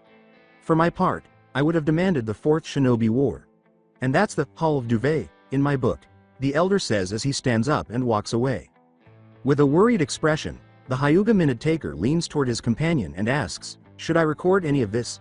he asks, apprehensive. He gets up and leaves to prepare for the worst, saying, "Best nota, we don't want to be implicated in anything." The others followed suit, or nearly so. XXXXX After several hours, Hinata invited Eri and Susumu to accompany her as she walked towards Ino's house. Susumu still gags whenever he looks at his hand. "So what are we doing, Hinata?" Ignoring Susumu as he rubs his hand on a woman nearby, Eri asks. Hinata informs her, "My old friends are asking me to come and celebrate my return." "It makes sense, but don't we have a goal?" Eri asks the leader of her team. Hinata opens her mouth, but shuts it again, and soon they arrive at Ino's house. She knocks, and a few seconds later, Ino opens it, smiling at Hinata, but he didn't get one back, save for a flirtatious smile from Susumu. The three of them enter, and Hinata sees everyone she once thought of as a friend, though Kiba appears a little uneasy because he remembers that Hinata dislocated his arm the last time. She turns to see Naruto, who is grinning slightly at the corner of her mouth, while Susumu follows the pink-haired girl. Ino reaches down and takes Hinata's hand, grinning, and says, "Come on, this is going to be fun." She pulls her into the room. Though the sensation of someone holding her hand became strange because she hasn't really allowed herself to be touched that often, Hinata just nods and thinks, "I might as well do this." Naruto sighs a little, relieved that he's located the location, but with Sakura's ambiguous instructions and Sai following him, it was a case of the blind leading the blind. Naruto glances over and smiles, hoping Hinata is okay now, and her eyes appear to lighten, but something is amiss, and he can't help but feel anxious and uneasy. Something isn't right, Naruto tells himself. An hour later, the party begins to pick up a little more activity, with Choji enjoying the food more than the others. Kiba and Ino managed to sneak alcohol and spike the punch, knowing that they would liven things up, and many made sure Lee was nowhere near it. Some of the group were curious to actually know Hinata's proclaimed teammates, while Eri stayed in the corner and avoided as many questions as possible. Susumu, on the other hand, is showing the group his knife tricks and skills, but he isn't really impressing them, and they didn't notice that he was taking items from their pockets and putting them in someone else's. Since he spent the majority of the day with Sai, Naruto is currently sitting next to him and feels a little worn out. He is also a little tense because Sai is reading a book about celebrations. "I really don't understand the Sai remarks, having never experienced anything of the sort. Naruto opens his mouth, but he sighs, and he doesn't know much about these kinds of things because he has never been to a party. "Then maybe stop reading and do what comes naturala," Naruto tells him, but he sighs in frustration as he pulls out a roll of paper and begins drawing. "That's not what I mean to," Naruto says, and Sai shows him a caricature of himself. Naruto would have been impressed if Sai hadn't drawn him wearing a dress. He quickly removes the book from him and looks, and, since the example was for a girl, he throws it back at Sai. "Don't do that." Soon after, there was a lot of laughter that almost drowned out the two of them. Kiba was seen examining the paper. "Why not? It's funny, I think." Kiba chuckles as he shows the paper to others. When Sai hands Naruto a piece of paper, Naruto looks at it and nearly bursts out laughing when he sees a caricature of Kiba in a bikini and in an erotic pose. Naruto snarls a little and prepares to throw a Rasengan up Kiba's ass. He then hurls the paper at the others, and many of them start laughing more, which irritates Kiba. Sai is happy that he has added humor to the group and is even surprised at how much more popular he became by doing something so simple. Kiba has been in a bit of a foul mood for a while, and everyone has a caricature of themselves, dressed as the opposite gender. Some members of the group have gotten drunk, and the few who didn't pay close attention to Lee. "Right. How about a game of truth, dare, dirty dare?" Ino shouts, holding up an empty bottle of wine that she used to refill the punch bowl, though it now contains more liquor than punch. "Kiss, order, or vow." A few people start to perspire as Ino yells. "Isn't that a game for kids?" A little perplexed, Sakura inquires, "And where did you get the idea?" Sakura inquires, but she perspires a bit upon noticing Sai's book in Ino's back pocket. "Who gives a damn? The game is enjoyable." With a slight smirk, Ino shouts, walks over to Sakura, and whispers in her ear, confusing her but still getting a nod. Sakura, feeling a little uneasy, says, "Alrighta, but let's stick with just truth or dare." As everyone reluctantly moves forward, Ino whimpers a little but places the wine bottle in the center of a round table, making sure that everyone is in a circle. Ino smiles and spins the bottle, causing it to fall on Tenten. Tenten gives a tense smile. "Reality?" she says, feeling a little uneasy.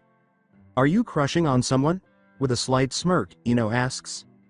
Tenten blushes slightly and looks surprised. "Why yes," she says, avoiding eye contact. "My god. Who?" Ino shouts, thrilled that Tenten acknowledged it. "Hey." Tenten squints her eyes and yells, "I answered my question." She grabs the bottle and spins it to tell her. The bottle explodes. Choji was challenged to eat an entire bowl of celery, and he succeeded. Some were surprised to see how much weight he appeared to have lost. Lee is dared to arm wrestle with Sakura. He lost and Lee challenged 2 out of 3. He proclaims that if he wins the nest 2 times, his strength would make Sakura fall for him. Sakura was a little sick and nervous. This time, Lee won because he unleashed inner gates. Sakura realizes the danger, and the 3rd time, the two went all out. Lee unleashes his inner gates and Sakura's going all Tsunade. Chakra emitting from the two, the entire building shakes and the group were choking from the power being emitted. Ino is nervous that the two would destroy her house. Some of the braver ones were cheering the two on. Susumu and Kiba were making bets. Ino is now cheering Sakura while Tenten was yelling at Lee to win since he was her teammate. Naruto thought of a way to get Sakura to win and walks behind her, trying his best to ignore the power coming from her. He whispers in her ear, soon making Sakura tense and her arm flashes. A second later, Lee is embedded in the ground and the table is nothing but splinters. Ino did ask what Naruto said to Sakura, and he told her that he said that Lee would kiss her if he won. Lee challenged Kiba to try to match his challenge, but after 30 minutes, Kiba was unable to do so and was on the verge of fainting. Ino had to take his place.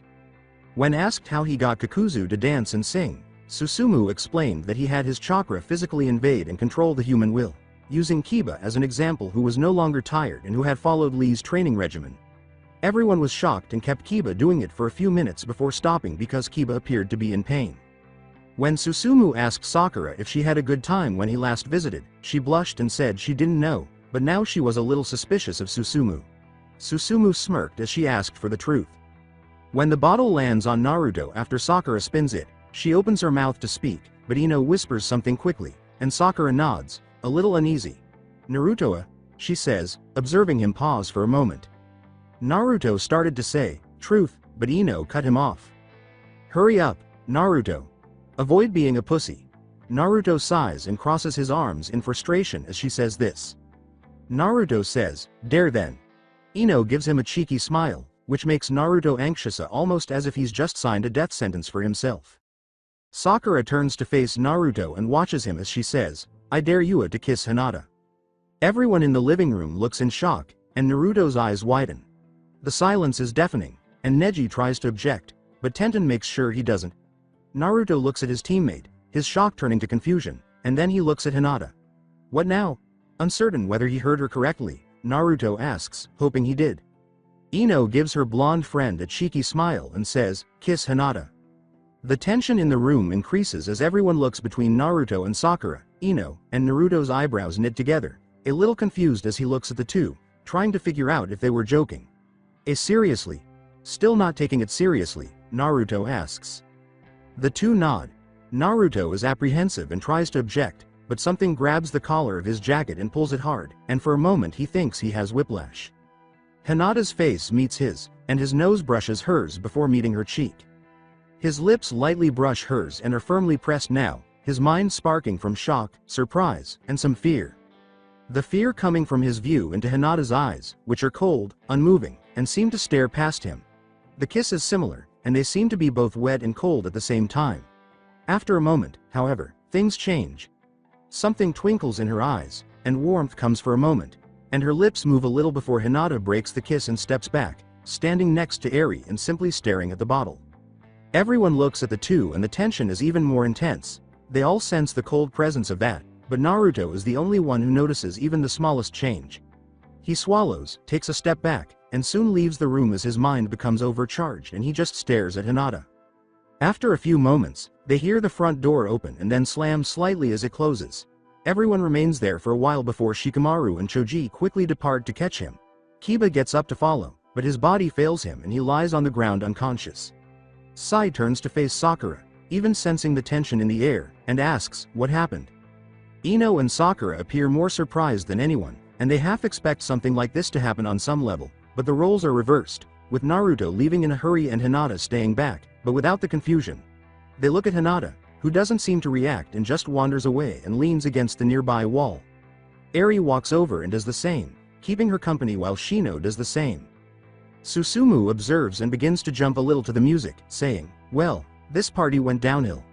Time for some drinking, drinking, drinking. It's time to have a drink and stop thinking about the future. Susumu sings while amusingly rearranging his hands and taking some in private. Ino appears somewhat depressed and angry that nothing went as planned. Hinata, are you alright? With some concern, she asks. Hinata simply stares at Ino while standing still. I gave my younger self what she wanted, she says. However, I've matured and my objectives have evolved. Hinata surprises them all by saying, I apologize if you were hoping for something more. She turns to face Eri, and the two begin to walk away as well, leaving Susumu to enjoy the atmosphere, albeit a negative one, as he sits down and uses Kiba's unconscious body as a seat, laughing as he glances around at the rest of the group. "'Tis the life of a sinner can a saint truly raise." Everyone, including Ino, stares at him bewildered. "What?" As he looks at them, Susumu chuckles and just sits there drinking a little. "You'll see," he tells them simply while he waits and has fun. XXXXX Following Naruto, Shikamaru and Choji discover him sitting on a bench in a park, staring at the ground with his head resting on his hands. They approach him slowly and anxiously, then stop close to him and sit next to him, closely observing. "Are you okay?" Choji inquires as to what caused Naruto to depart in such a manner. Shikamaru and Choji express concern as Naruto remains silent, and they wait, unsure if he is simply absorbed in his thoughts or simply unwilling to speak. "Naruto?" In an attempt to get his friend's attention, Shikamaru calls him. "Shay changeda," Naruto murmurs, barely audible between the two. "What are you saying?" Leaning down to try to meet Naruto's gaze, Choji asks. With a sigh from Choji and Shikamaru, who hope he never told Hinata that, Naruto says, "I remember her as a gloomy, timid, always terrified, and just very weird. But I really did like her." "Well, she really is a good friend back then." Choji nods and smiles slightly, reflecting on Hinata's character, but no. Naruto corrects him, causing the two to stare at him in disbelief. "No, I liked like her." "Now what is that?" Surprised by his choice of words, Choji asks. He looks at them as if they are the fools and says, "You know as a guy likes a girl." "You liked her as in you liked her as you did Sakura?" Shikamaru asks, opening his mouth. "Yeah, but I liked Hinata firsta and still like her. Even now," Naruto tells them, resting his head on his hands as he looks down at him. The two exchange glances before turning back to Naruto. "If you liked Hinata, why did you spend years pursuing Sakura?" With his hands covering his eyes and his breathing appearing labored, Naruto lets out a small sigh and says, "I tried to save her. Someone else did, and they told her to stay away from me." Naruto simply sighs as he continues to look down. "I went after Sakura because only her parents actually said, 'Hi,' to me." Shikamaru and Choji look at each other again, perplexed, but did know he had the 9 tails. They were never told not to hang out with him even though they could understand why others did. "I felt confident enough to try to attract Sakura's attention because of that." "All right, so tell me, why did you leave when?" "Hinata?" Choji, intrigued by Naruto's revelation, asks his friend. They become even more perplexed when Naruto explains, "It felt colda at first. As she changed it didn't feel right." When Choji sees Shikamaru mouthing the words, "What Thea?" the two turn to face him. "At first?" the blonde is asked by Shikamaru. "Well, initially it felt off, but it warmed up and became something." Naruto informs them, "I saw her and it disappeared again, but she wasn't the Hinata I know." "How are you feeling right now?" He makes the two feel anxious by saying, "I still like her, but I'm worried." Placing his hand on Naruto's shoulder, Shikamaru tries to reassure him, saying, "She's been through a lot. She just got back, I'm sure she'd come back to her old self." Given that Hinata liked Naruto and that he most likely has the best chance, Shikamaru tells him, "You had the most influence with her years ago. Maybe you can get her back to her old self now that she's back." "I know as she told me that mucha," Naruto tells them, chuckling a little as he recalls speaking with Hinata prior to the final stage of the Chunin exams. "But I have the Akatsuki after me," he says, taking a deep breath and sitting up a bit, startling Shikamaru with his slightly red eyes. "However, I'm not sure if she would want to speak with me." "She would want to, of course. She had the biggest crush on you," Choji says, drawing a mildly irritated glare from Shikamaru as he quickly realizes his mistake. With wide eyes and a hint of surprise, Naruto turns to face Choji. "What?" Naruto inquires, seeking to verify what he has just heard. "It's not my place to say, but yes, you heard right." Shikamaru tells Naruto, feeling a little irritated with Choji, "I would ask that you don't bring the subject up again." Choji shuts his mouth and simply looks at Shikamaru. Naruto follows the gaze and waits for an answer. Choji also nods, saying, "I'm not sure if anything changed. She left 2 years ago, but she liked you for longer than that." "Sorry, just thought I'd mention," she said, drawing another scowl from Shikamaru. As his brain begins to burn a bit, Naruto nods and looks down. "Okay, he tells them, gets up, and walks away. "Are you certain he'll be alright?" Choji asks, a little worried. Shikamaru looks at Naruto's direction and says, "He should be. If not, he's got friends that'll help him out." XXXXX While Eri sits in the corner of her room meditating, Hinata sits in her room staring out of the window when a figure appears. An elderly Hyuga with long, gray hair tied back, dressed in typical Hyuga robes, climbs through the window, and Hinata just stares through her without really responding as Eri turns to face the figure. "Greetings, Kim-sensei." The Hyuga's body turns silver, shifts, and then shrinks until Kim is standing in front of them. She sits against the windowsill and remarks, "I see you arrived safely." Eri tells her sensei, "Yes, we already removed an Akatsuki member." She nods. "All right, so let me tell you that Neko is still looking for his target. According to Strife, there will be a mission that you should all participate in." Hinata sits up straight and looks at her, her eyes widening a little as though she's just noticed Kim. "What is the mission?" "One of Orochimaru's bases will be searched by a job. Neko's group will follow one of Orochimaru's pawns, who will be present in small numbers. Strife has noticed, so my work will be straightforward." With a nod, Hinata turns to face Eri. "When will the mission start?" "In roughly a week." Hinata nods, and Kim says, "You had better include Eri and Susumu because it'll be Team Kurenai." Kim looks out the window and turns back to Hinata, saying, "Your mission is still a go." Kim assures her, "You'll know when it's time." Her body soon changes and shimmers in silver, then she resembles the elderly Hyuga as she slides out the window, leaving Hinata and Eri alone. "Were you aware that Kim could change into someone else?" A voice comes from the window, soon having Susumu walk into view and looks at Hinata. "Did I miss anything?" Hinata looks at Susumu and says, "Nothing important." "Where were you?" she asks him without expressing any real concern. Susumu leans against her windowsill and says, "Talked with some of your teammates. They're really unusual." "In contrast to you?" With a trace of amusement in her voice, Eri asks. "Fair enough, but they seem to hold on to the old Hinata very well," Susumu says with a small laugh. "However, I assume from speculative guesses that you once harbored feelings for the blonde." "And I really wish it was the blonde girl," Susumu asks, grinning. Looking down, Hinata nods and becomes disinterested. "Yeah, but you clearly didn't know Naruto back in the beginning. His jutsu was completely out of place." Susumu smirks and laughs, saying, "I already like him. What is the plan, then?" Now Eri says, "We're supposed to wait until a mission becomes available. It's difficult for Neko's team to pinpoint Orochimaru's location." "Hey, what a bunch of twats they are. In a desert, they couldn't find sand." Hinata interrupts, telling Susumu bluntly, "Only 20% of deserts actually have sand." "You kill the fun like you killed the mood for the party," Susumu says, glaring at Hinata languidly. "I was going to get laid right now." Susumu rolls his eyes and leaves, while Eri simply sits there and resumes his meditation. "What is our main objective, Hinata?" Hinata turns slightly so she can lean against her headboard and her knees meet her chest, looking at her knees as her hand brushes the scar on her lower abdomen. Eri inquires, her curiosity taking over. Hinata simply tells her, her eyes going unfocused as her hand moves to her face, her bare thumb brushing against the scar from the corner of her eye and going down it 3 times before her thumb trails to her lips and brushes them twice. "It's something I have to do," Hinata repeats, closing her eyes and brushing her thumb on her lips once more before entering a slight trance. She simply sits there, brushing the tips of her fingers against the scar before removing them from her shirt.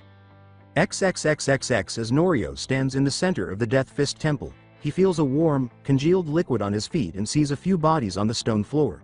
Most of them monks of the order, some of them his students. He sighs and sits down, feeling blood on the floor and reaching for his side, where he feels something that feels like a spine. He grips it and waits, staring at the floor until he hears wet footsteps behind him. "Good day, Master Norio. We gathered the items and blood, and there are no more monks left," the newcomers tell Norio.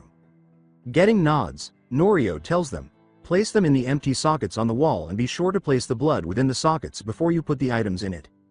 Half a dozen students, sensei from his academy, quickly follow his instructions, and when they do, there's an echo that sounds like something moving beneath them. Norio gets back up and pulls the spine-shaped object, which turns out to be a scythe, in his hand. He wanders to the center, where the blood has taken up the most volume, almost like a puddle, flicking his wrist to make the blade point inwards and stabbing the ground. The floor sinks a few feet and stops as something cracks and smoke rises from all around the room in a perfect circle. "Master, I have awaited your return." A voice reverberates, and everyone turns to try to identify the source of the noise. Soon, blades are felt against their necks, and something emerges from the shadows, bending down in front of Norio, one knee to their chest, and their left hand and knee pressed against the wet stone floor. One of the students turns to see a black figure standing behind him, with a retractable blade against her neck and a black gas mask covering her face, revealing neither her gender nor even her face. "I apologize for keeping you waiting." Looking back at the bowed figure, Norio tells the figure, "But right now, we need Jubi fragments to open it up. We've had delays and I'm getting the keys to the lock." "I get it. I'll secure what I can," the figure informs Norio. "And sorry for leaving you here for so long. Master, there's a reason I am Solitude." Along with the other figures that held a blade against Norio's people, the figure soon vanishes into the shadows after saying, "And protecting against war is more important than disobeying orders." They all appear apprehensive and appalled after a minute. "What the fuck was that?" With a hint of fear, one of them asks. As they all approach him, Norio says, "Your predecessor of sin." He drives the scythe deeper into the ground, and they all abruptly disappear, sinking deeper into the ground and disappearing into total darkness. Sitting in his apartment is Naruto. He rubs his neck, reflects on the events of the day, and signs. For Kami, the picture of Hinata kissing him didn't feel like what he had been picturing for a long time. He pictured it as loving, kind, and sweet. But initially, the kiss was icy, dark, and immobile. Feeling bewildered, Naruto rests his elbows on his knees and rubs the sides of his head. As strange as it felt, Hinata went from being cold Toa he doesn't know Wata for a single moment, feeling like herself again. As his head begins to ache from his thoughts, Naruto signs. He groans as he makes his way to his bed in an attempt to get an early night. He is stopped in his tracks when he hears a loud knock on his front door. He looks, a little taken aback by the knock's lateness given that the sun had already set a few hours earlier. He continues to sign before turning to go to the front door and stopping. He senses something from the other side of the door that makes him a little uneasy. After swallowing a little, Naruto slowly reaches for the door handle and opens it. "H. Hinata?" he asks, looking closely and raising his eyebrows in surprise. Hinata is standing in front of him, her eyes briefly out of focus before settling on Naruto. Her mouth opens a couple of centimeters, then shuts just as fast. Naruto is completely perplexed as to why Hinata is ahead of him, and she even seems to exhibit a trait that resembles shyness. Hinata finally breaks the silence that seemed to last for hours but only lasted for seconds by saying, "Naruto?" "Why yeah?" asks Naruto, who doesn't really care but is still unclear of her purpose. His gaze first focuses on her lavender eyes before moving down her cheek, past the scar on the corner of her eye, and finally to her jaw. Time seems to stop for hours, but only seconds pass as his eyes quickly lock onto her lips, waiting for them to move in response to her response. For a moment, Hinata looks down from his eyes and says, "Don't read too much into this." She grabs the collar of his jacket and pulls him down. Hinata's lips against Naruto's, which move slightly as his moves against hers, cause Naruto's eyes to widen in surprise. He staggers a little as the door slams shut after Hinata shoves him into his apartment after the kiss ends abruptly. Uncertain of what is happening, Naruto closely observes Hinata. He's trying to figure out why she just kissed him, and his mind is racing. Naruto's eyes enlarge as Hinata walks ahead of him and takes off her black t-shirt. The little light in the room shines on Hinata's pale skin. A white cloth is wrapped around her breasts, keeping them smaller and more constrained for easier mobility. As Hinata takes off the cloth, Naruto is enthralled. It slowly slides down her waist and then her legs before landing on the ground. Her breasts, which hang large and are extremely alluring, is something any man could want to have Naruto's eyes wide. He notices something silver. As he turns to look, Hinata steps forward, grabbing his attention. Then, she gently presses her right hand against his chest, pushing him back until he lands on the sofa. Leaning forward, she places her left knee on the couch he is sitting on, followed by her right. Naruto feels Hinata straddle him as he keeps staring in wonder. He winks in surprise as he feels his erection push against her through his pants. Uncertain of what to do, Naruto asks, "H. Hinata?" With both hands on his shirt, Hinata leans forward and says, "Just stay still." She gently runs her lips over his, moving them down his cheek, jaw, and neck in slow motion. She grinds against Naruto, and he gets goosebumps all over. His gaze stray to the ceiling before settling on a gleaming silver. His eyes appear bewildered as he looks down and sees her back. Hinata's clothing and shirt appear to break down and turn into silver fabric. Confusion causes Naruto's brows to furrow, and he senses impending danger. Naruto's eyes widen as a sharp pain shoots out of his neck, causing blood to spray onto the wall. She is hurled onto the table, which breaks, and Naruto quickly pushes her away before grabbing the side of his neck.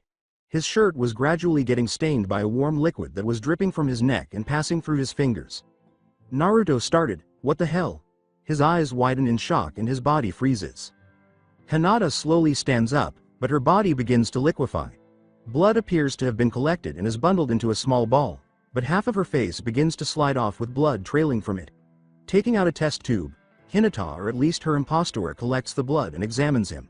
Hinata's midnight blue hair turns dark brown, and her lavender eyes turn dark blue. Naruto screams in agony as his body trembles and a searing pain shoots through him. He roars in agony as he falls backward onto the couch. His chakra coils are burning fiercely. They have the sensation of being acid-filled and rupturing in two. Naruto tightens his jaw.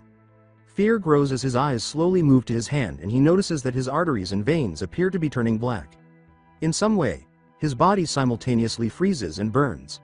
As Naruto's eyes roll into the back of his head, his body trembles and his breathing becomes labored.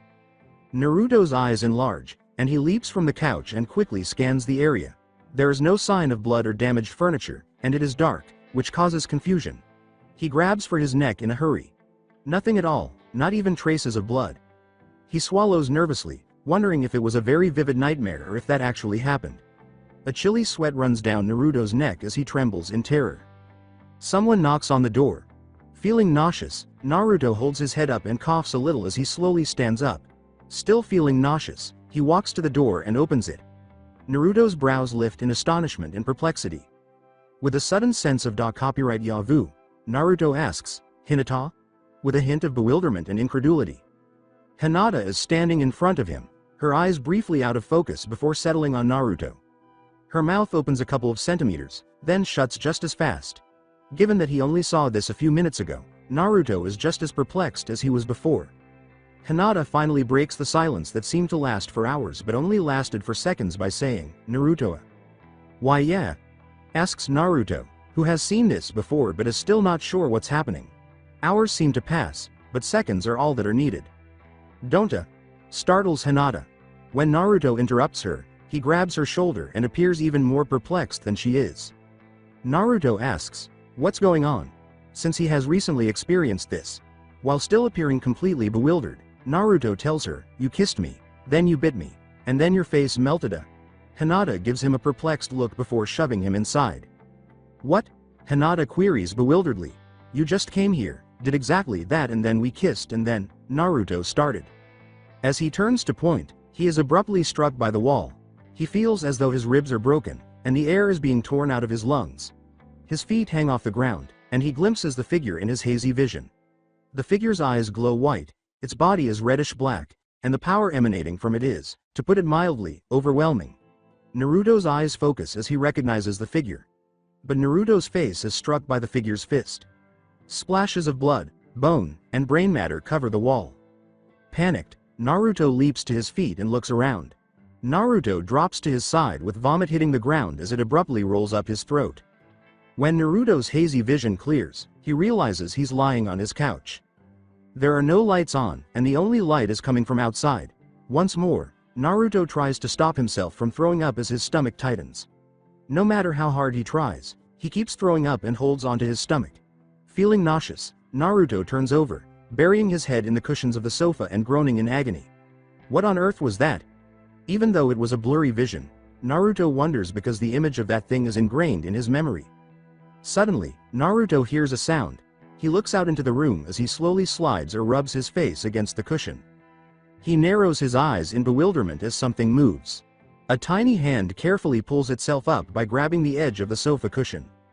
This 2-inch humanoid figure is wearing a silver mask with yellow eye sockets, a ragged blue cloak, and brownish straw-like hair that protrudes from his head. It appears to be a deranged rag doll. As it advances, a second small hand seizes the sofa cushion's edge. To Naruto's perplexity, it begins to climb and resembles a miniature drawing mannequin. He recalls it because it seemed strange to him when he saw Sai staring at one a few days ago. However, this one is entirely silver and lacked any support. It ascends and straightens up, gazing downward. A second small hand emerges and begins to climb. As Naruto rests his end on its side, he looks at the tiny creatures in bewilderment. When the third one appears, It resembles a cross between a porcupine, a snake, and a dog. It has a dog-like shape, but its skin is scaly, jagged, and sharp like jagged spikes instead of fur. It appears to be near death because of its red eyes and ragged breathing. A fourth small object catches Naruto's attention. It is a toy Shinigami, a skeleton with a small scythe in its hands and a black cloak. Fascinated and perplexed by the scene, Naruto rolls over a bit. He observes them all as they march in an odd fashion. Naruto watches as they start to ascend the sofa's arm. A little bewildered, Naruto slowly extends his hand and moves it in the direction of the small group. They move up the arm more quickly as they look and see the hand reaching for them. Looking back, Naruto witnesses the two first ones make amends simultaneously, and the dog creature does the same. As soon as the tiny Shinigami begins climbing up from its tail and reaches the group, it appears irritated. They are all in Naruto's grasp as his hand leaps forward. He opens his hand and slowly draws it back. Nothing. Naruto appears somewhat perplexed as he glances around a little, but nothing. Thinking he's still half dreaming, he lets out a small sigh and turns over on his back. Since he is still too sick to clean up his vomit, he closed his eyes and tried to fall back asleep. Before long, he hears a click. He opens his eyes and looks at a barrel, but he also notices a hand on a handle and a trigger. When instinct takes over, he rapidly jumps off the couch and even topples the little table. After a loud explosion, Naruto's sofa is reduced to half of its former size. When Naruto sees the intruder, he looks shocked and holds his ringing ears. The figure has disheveled brown hair, a metallic mask with yellow eye sockets, and a furious blue robe. When Naruto notices the small rag doll has grown to human proportions, he is completely taken aback and perplexed. The man turns to face Naruto and slowly lifts his other hand, which is holding another barrel. He quickly recognizes that this barrel is a rare type of flintlock. Footsteps soon follow, and Naruto's gaze swiftly moves to his bedroom door, where he soon spots a nude woman who is entirely composed of silver. She lifts her hand, pointing to Naruto with her fingers. When Naruto senses danger, he instantly lifts himself a few inches. Her fingers suddenly sprang out like spears and shot at Naruto. As they pierce the walls, Naruto tenses up in disbelief and turns to see a spear just a centimeter from missing his elbow. He looks down and barely misses his groin. He's never been so happy to have had a semi-scared and afraid. Otherwise, he would have undoubtedly been castrated. He realizes that he has just barely avoided getting pierced through the head when he feels something slide down his cheek. Naruto's eyes enlarge in surprise as the two launch an assault after her other hand quickly aims at him. The masked man fires as her fingers fly out. As the fingers dig into what's left, the wall collapses after another deafening explosion. The smoke quickly dissipates, revealing a Kakashi dummy with a finger running through its head, arms, and legs and a large hole in its chest. Being so close feels too dangerous, so Naruto rolls away and runs for the door. When he strikes something, glass breaks and Naruto falls to the ground. He has cuts on his hands, knees, and forearms. He glances at the floor, which is covered in glass and what is left of a mirror image of his hallway and door. He hears more footsteps and turns to see a shadowy figure standing in front of the door. It takes a step forward and stands stooped. The sight of the canine-like creature in front of him sends a chill down his spine. Its presence overpowers everything else with the stench of blood, hate, and rage. It advances, and like a fire hydrant, a sudden stream of blood and power shoots at Naruto. To get out of the stream, Naruto quickly rolls and flies back. The floor gives way into a liquid, almost drowning Naruto. Naruto appears in a flash, his clothes red and his hair even smeared with blood. When he realizes it's actually blood half coagulated, but still liquid enough to drip from Hima, he quickly raises his hand and looks shocked. The blood causes Naruto to throw up. His eyes widen as he looks around in panic, not knowing what's happening. The former mini Shinigami stood tall on the blood, but there was only darkness and no visible skeletal remains. Its scythe swings and Naruto notices a sudden shine. The scythe flashes through Naruto, and he raises his arms in terror. With a startled yelp, Naruto leaps to his feet and looks around. Complete and total darkness. Knowing that he is whole and that the blood odor has vanished, Naruto feels round. As his chakra burns, Naruto's head thuds and his body trembles. For all he knows, he is becoming confused by the visions, nightmares, or even delusions. Naruto coughs violently, slowly stands up in agony, appears weak, and trembles. Soon after, Naruto hears footsteps and turns to see the shadows shifting in the dark. As lights begin to appear, Naruto feels bewildered and as though something is passing through him. As he looks at the light, Naruto squints in agony, feeling sick as his chakra burns and his brain is burned. Naruto, feeling anxious, crawls slowly toward the shadowy figures he can see in the distance. Even though Naruto sees them, they are merely shadowy figures that resemble faded memories.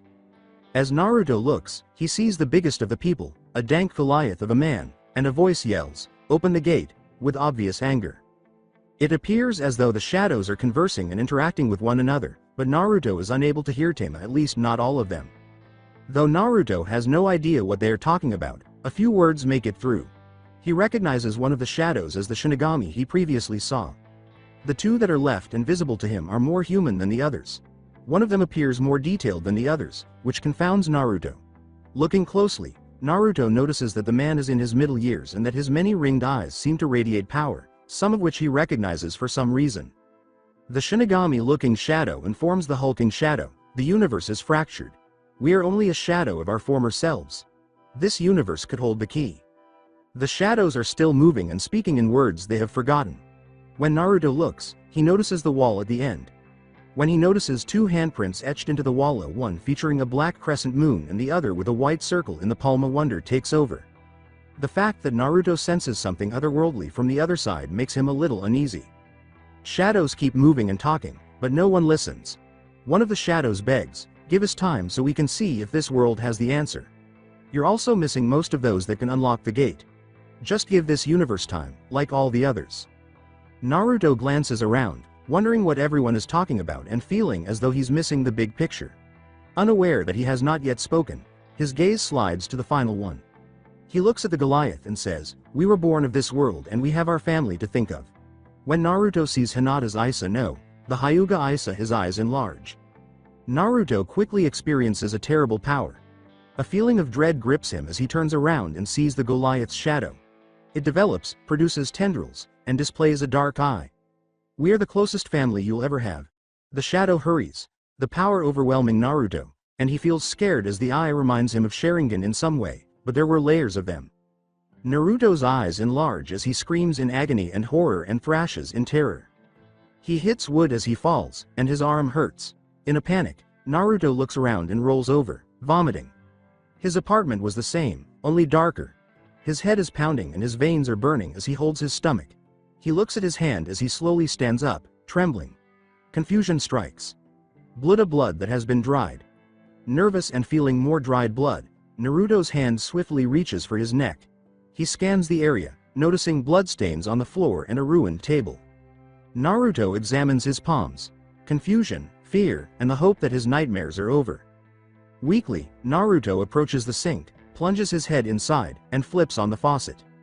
His throbbing head is cooled by the rush of water, which also helps to remove some of the blood that has discolored the side of his head.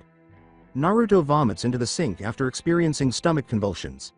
He gags from the stench and pulls himself back, sliding onto the floor while clinging to his stomach and allowing the water to trickle down his side, back, and even down his body in some bloody trails. He collapses to his side, wishing he could sleep, but his brain and chakra forbade it. The only sounds Naruto can hear are his heartbeat, his head thumping, and now his tap. His body trembles. Feeling worse than ever, Naruto prays, "Please, kill me." A voice reverberates in his mind, "Brother, you shall be released and the way shall be opened." Naruto promptly stands up, alert, but quickly changes his mind and throws up on the floor close by. "This world doesn't hold what we seek." XXX Hinata pauses and surveys the area with mild astonishment and perplexity. She glances up at the sky, then brushes her scar with her thumb before moving on. XXXXX Naruto remains motionless for several minutes, not even turning off the water. Trying to figure out what happened, what that voice was, and where it came from has taken up all of his limited energy. Movement is caught in Naruto's blurred vision, but he chooses to ignore it and try to sleep on the chilly floor. Though he's too delirious to notice, Naruto feels his hair move. Suddenly, he feels his head resting on something soft as he rolls over. Once more, confusion takes over, and he opens his eyes to see Hinata's stunningly pale skin. Naruto's eyes enlarge, and he rolls away rapidly at just a few feet before he stops and lets out a heave of pain and nausea. As his chakra coils burn and he trembles in agony, Naruto becomes distracted. He looks nervously as he approaches her to meet her eyes and feels a gentle hand on the back of his neck, giving him goosebumps. That ends suddenly when he looks into her eyes and briefly sees Hinata from years ago before the little light gradually fades. She wiped the dried blood from his shoulder and neck, and he felt her skin brush against his. Perhaps because it was Hinata, or perhaps because he has someone looking after him, he feels a certain amount of comfort. As Hinata cleans him of the blood, perspiration, and some vomit, Naruto calms down and shows signs of relief. After a few minutes, Naruto feels something pressing against his forehead, which slightly perplexes him. "Hinata?" he calls, his voice rough and his head seeming to vibrate as he speaks. Hinata asks, "Yes?" as she gently raises Naruto's head and rests him on her lap. For a few moments, Naruto doesn't say anything. "Why are you here?" After Hinata stops talking for a while, the minutes pass, and Naruto says nothing at all. "I decided to visit you, for old time's sake." With a look of mild surprise, Naruto simply observes Hinata's dark hue. Even though her hand was cold, it felt smooth and comforting. "Oh, okay," he murmurs, blushing slightly. XXXXX. A dark figure, resembling a gargoyle, perches on the edge of a house's roof just inside the village walls. Its breaths are deep and filtered, and the light that does exist seems to flash off around its fully round eyes. After waiting, it quickly disappears entirely, resembling a shadow.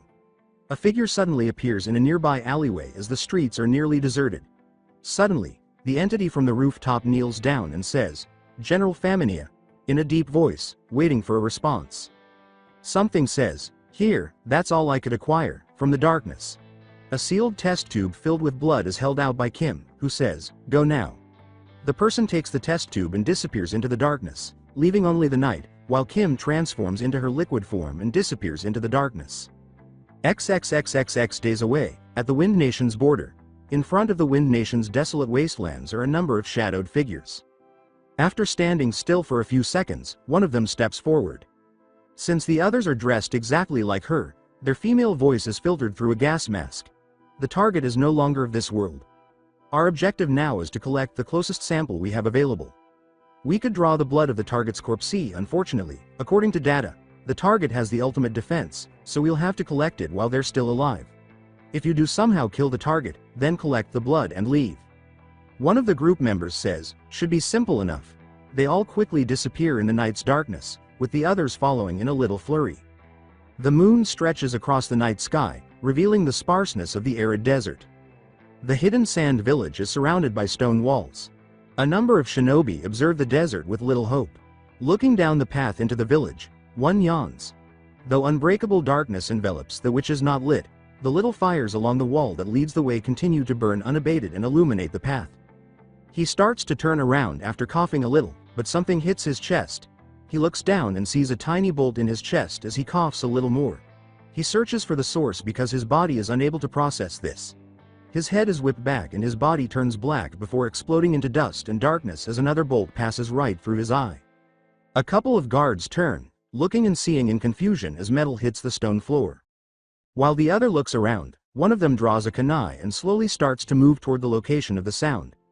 The first shinobi moves forward, scanning the shadows before spotting what might have caused that noise. A little stack of shuriken and kunai. As he advances, he soon discovers two arrow bolts on the ground as well. His eyes narrow as he scans the area, wondering why there is an arbitrary pile of weapons. He then continues searching for any additional hints. His eyes widen as he looks down and notices blood dripping down his shirt as blood splatters across the floor. Blood pours down his neck and into his throat, causing him to gargle instead of calling out. Before he hits the ground and turns into ash and shadow, his eyes roll up, then collapse, and his body turns black and shadow-like.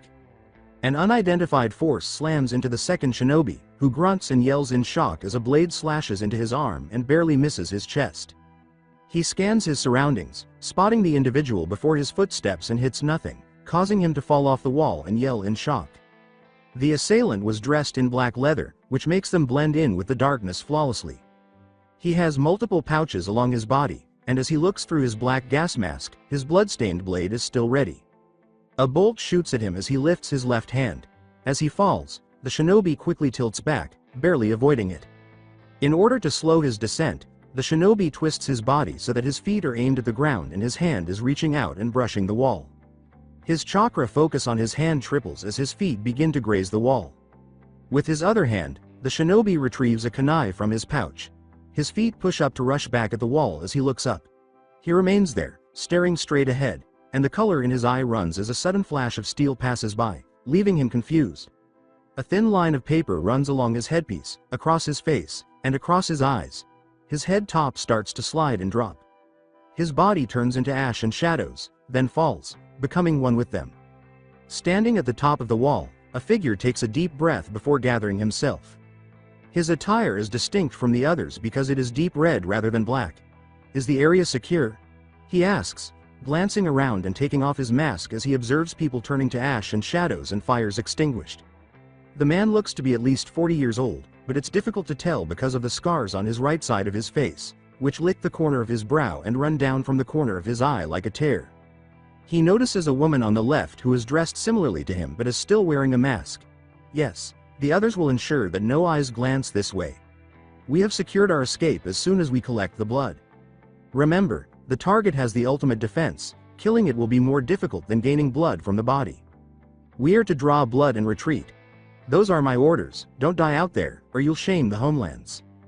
We are Malacology. We fight for ourselves. Expect to be the last survivor. Don't fail the mission. The man nods, looks up, and disappears, with the others disappearing in the same manner and resurfacing on the next level.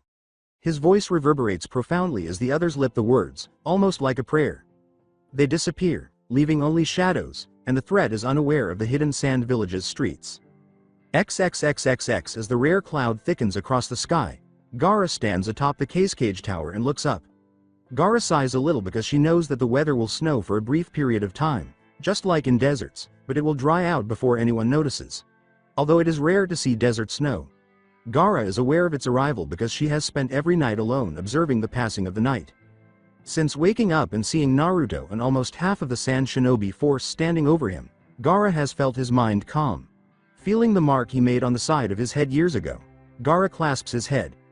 Even though he can probably sleep now that Shukaku is gone, it feels strange because he is afraid to try to fall asleep. Soon after, Gaara senses something is amiss and observes the village, wondering what might be going on.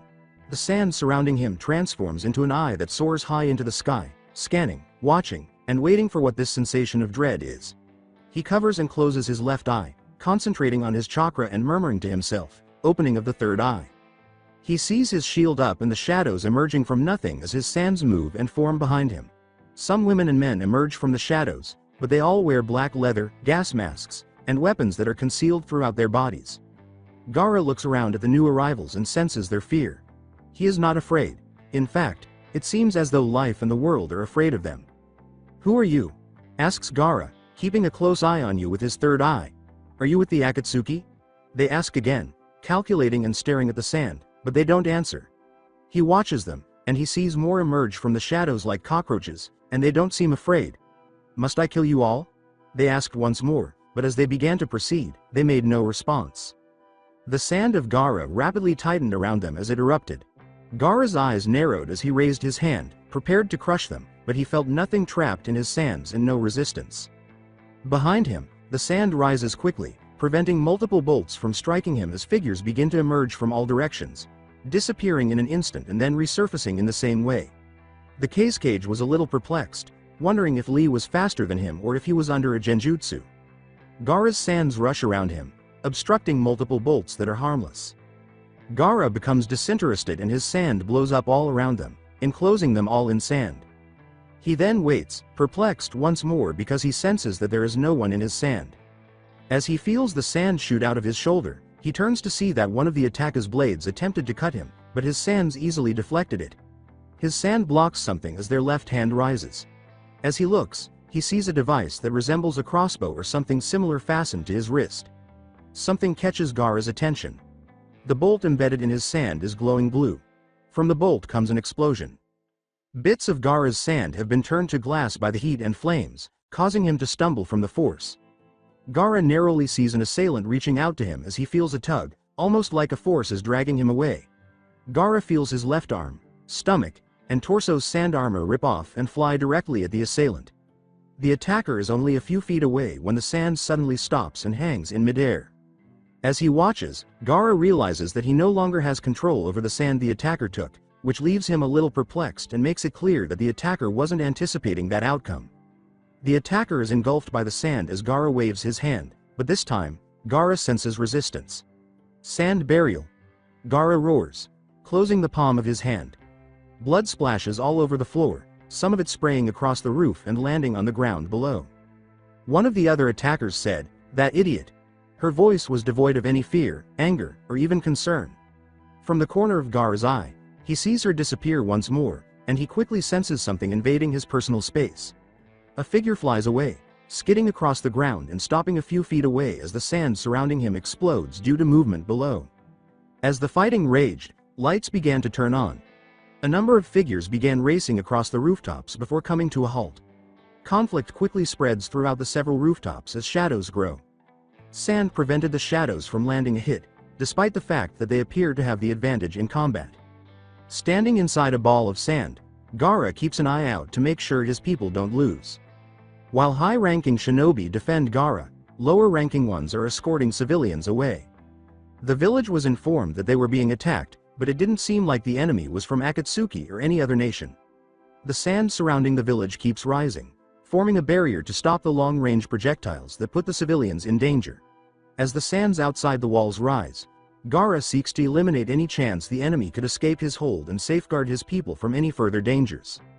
Kankuro emerges from the throng of bystanders and lands on the roofs, looking around for the enemy. He mutters curses and ponders how they ended up in this village and whether there is another traitor among them. Drawing his scrolls, Kankuro calls forth Crow and Black Ant. Projectiles are fired by the two puppets as they fly across the area, striking a few of the assailants. Kankuro watches the two he struck fall to their knees as the poison takes effect, grinning as he makes sure his weapons are coated in fast-acting poison. One of the downed attackers is killed by a sand shinobi's dive. The shinobi are caught off guard when the ground erupts around the assailant, scattering smoke, embers, and debris all over the place. Bewildered by what has just transpired, Kakuro watches as the shinobi shoots out, drops to the ground, and slides across it while his abdomen oozes blood. Kankuro witnesses the assailant he heard emerge from the smoke as if nothing had happened, even removing the needles. Wondering whether the needles pierced deeply enough, Kankuro swears. That's not possible because he can see the blood on the needles. Was a poisoned batch really loaded by him? Out of the question once more, he can only conclude that there is either foul play going on or that the attacker has a poison tolerance or immunity. With the intention of killing the man he injured, the assailant charges. The ground beneath the injured shinobi breaks when Kankuro flicks his hand, and a huge shield envelops and shuts around him, enclosing him in the enormous puppet salamander. Knowing that the person has set the trap and that he must now concentrate on him, Kankuro smirks as he watches him stop. With little interest, the attacker glances at Kankuro and then back at the salamander. After appearing to inhale, the figure disappears into the darkness. Kankuro searches the area, looking above and behind, but he cannot find the assailant. Now he listens, searching for any indication of the attacker's whereabouts. What was that? Thunk thunk thunk. After a moment of reflection and scanning his surroundings, Kankuro notices a flash. Salamander bursts into shrapnel and flames. Raising his hand to block out the light, Kankuro is stunned and questions how anyone was able to harm Salamander. On that point, he stops thinking and observes how it exploded. That originated internally. How did that occur? As soon as he hears something land behind him, he wonders. When the ground erupts, Kankuro's fingers move quickly, catching the assailant and sealing them inside the black ant. Crow quickly disassembles and shoots the black ant, piercing it. Kankuro closely observes as the first few stabs strike something inside, while the others merely thud and miss nothing. Nearby, the shadows form. After spotting an assailant, Kankuro determines it was the man he was attacking when blood begins to spill onto the ground. He watches intently and asks, "What king of ability is that?" but receives no response. The black effectively conceals the obvious severity of the wounds, but he can see the blood gushing from his neck with every heartbeat. Raising his blood-stained blade, the assailant does so. Without hesitation, the blade plunges into his stomach and twists as it soon points inward, aiming for his own abdomen. As the man bursts into ash and shadow, the blood that he gargled into his windpipe left little to no translation. As Kankuro observes, bewildered by what has transpired, he hastily puts Crow back together and prepares his actions to aid in the conflict. The world flickers, as if a scene from a movie just jumped. Multiple explosions occur simultaneously. The source is the Cage's tower, from which flames quickly emerge. A number of sand ninja burst into shadow and ash. Kankuro appears completely stunned and is unsure of what transpired. Kankuro now panics as the sand appears to drop and fall. He yells, "Gaara?" for his younger brother. XXX Gaara observes the few who are still focused on him from a few moments ago. Two of the attackers were dressed in dark red, while the other two were dressed in dark blue. He witnesses them conversing, but they are unable to read each other's lips because the protective dome is blocking all sound. They have been dodging every effort by Gaara's sand to ensnare them. The four attackers appear to inject themselves with the contents of the tiny containers they remove. They all begin to twitch slightly as they notice the group's slight movement. One of the assailants in red advances. Gaara can clearly see the man's face because he was not wearing a mask. Despite the chaos of war and the scar that grazes the right side of his face, the man is at least 40 years old. His eyes had seen more death and treachery than Gaara had ever seen, and she could tell just by looking at him. Because he recognized some of the emotions in the man's expressionless eyes, he felt some sympathy for him. The world flickers as the man lifts his left hand, which glows. Gaara watches as the sand collapses from the heat and turns into molten glass as the shell trembles from a series of quick explosions that obliterate the surface. Gaara feels his body tug and his sand fly out as he tries to remove the molten glass, but the world flickers once more. His neck hurts, and he feels sand all around him in an attempt to relieve the pain. A warm substance trickles down onto his collar. Gaara's eyes slowly turn as she notices the second red-clad figure crouching beside him, her hand close to his neck, and she quickly realizes that a syringe has somehow been stabbed into him. He goes to crush her with his sand as the remaining sand encloses them and tightly wraps him and the woman. Gaara is flung backwards as the sand expands and another explosion occurs. Before the sand can be reformed, the woman pries herself out, breaking her left arm multiple times and setting it on fire. The other red attacker appears to halt when he raises his hand. The assailants begin to flee, and the woman observes Naruto before mockingly saluting Gaara and disappearing into the darkness. Feeling blood run between his fingers, Gaara clings to his neck while attempting to remain composed. As he attempts to halt the bleeding, the sand keeps encircling him and holding him. Gaara still has a fear of his own blood, and his panic keeps getting worse. He swallows, his breaths are shallow and frantic, and he shivers with anxiety. His shoulder is grabbed. With his sands rushing up to attack, Gaara's head swiftly spins to face the individual.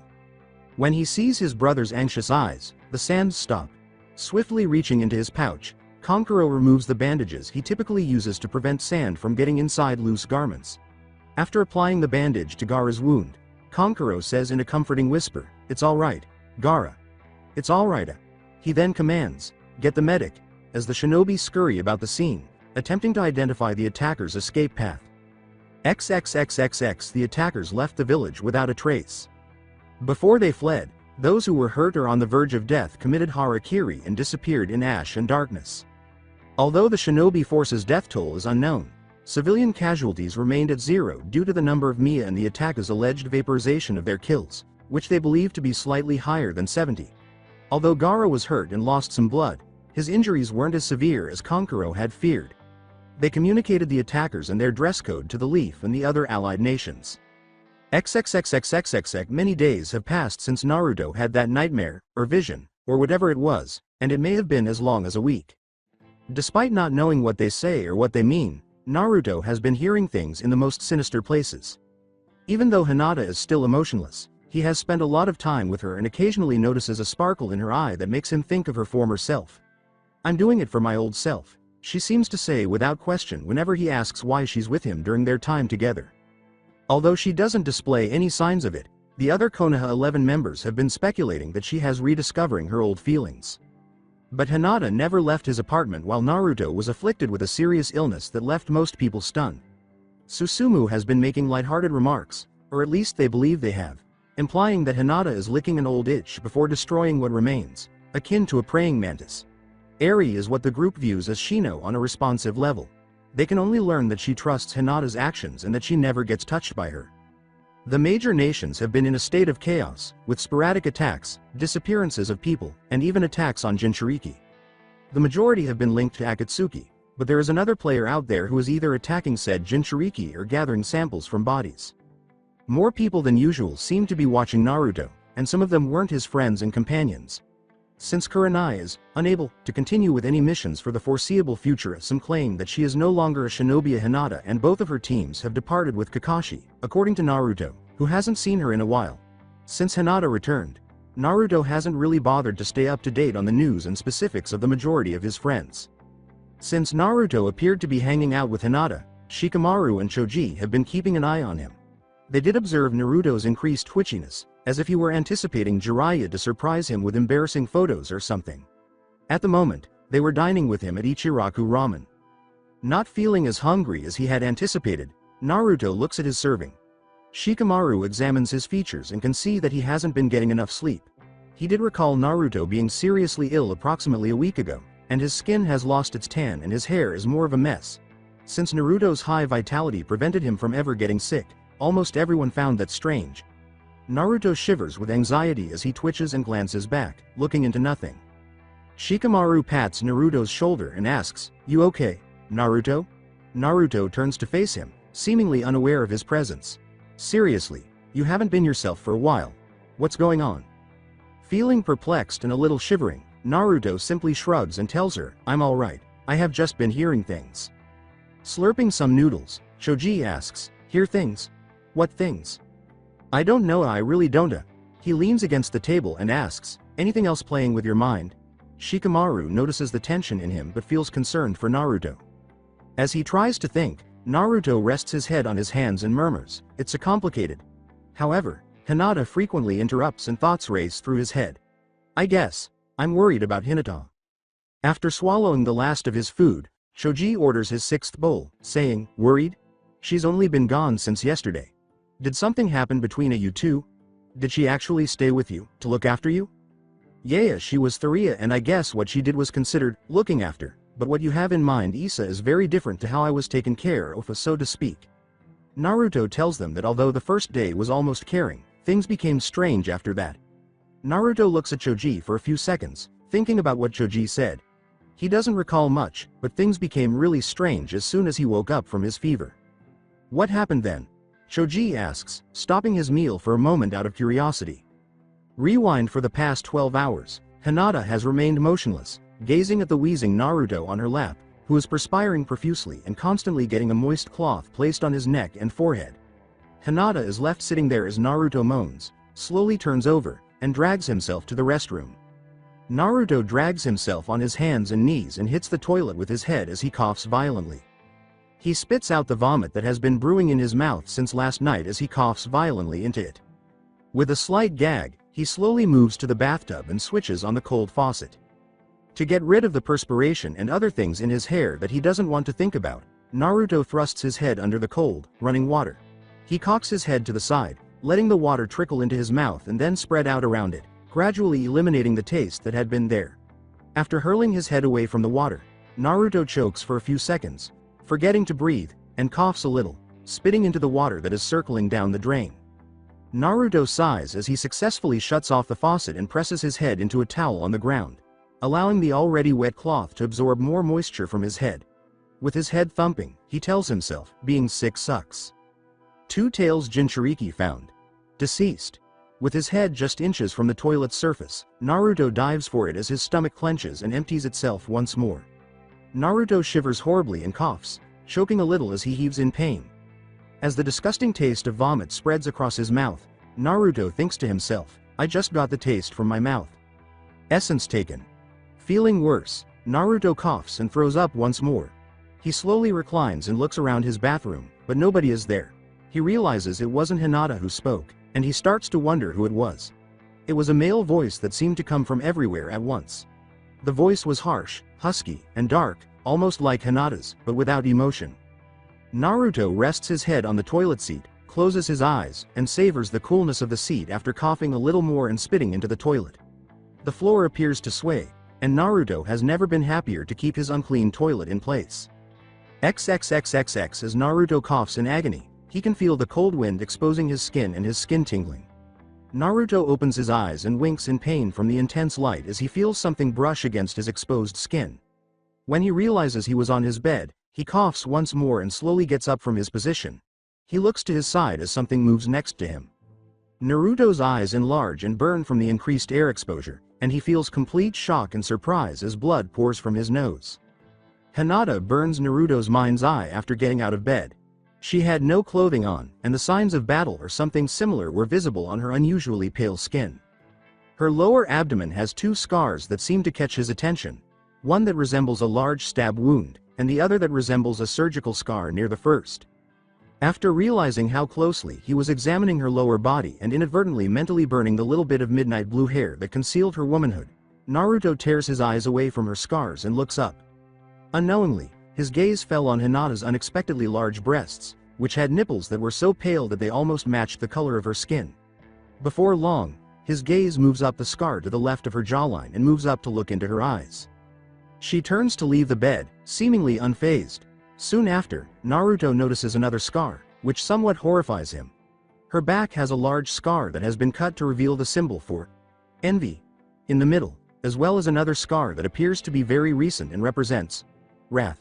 She gets up and moves to his bedside table, where her clothes are neatly piled.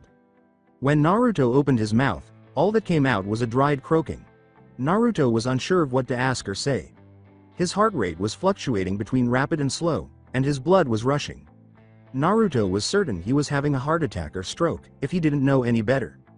As she wraps herself in bandages, primarily around her torso and a little around her legs and hips, Hinata tells him, "You had a fever, didn't break for nearly 2 days.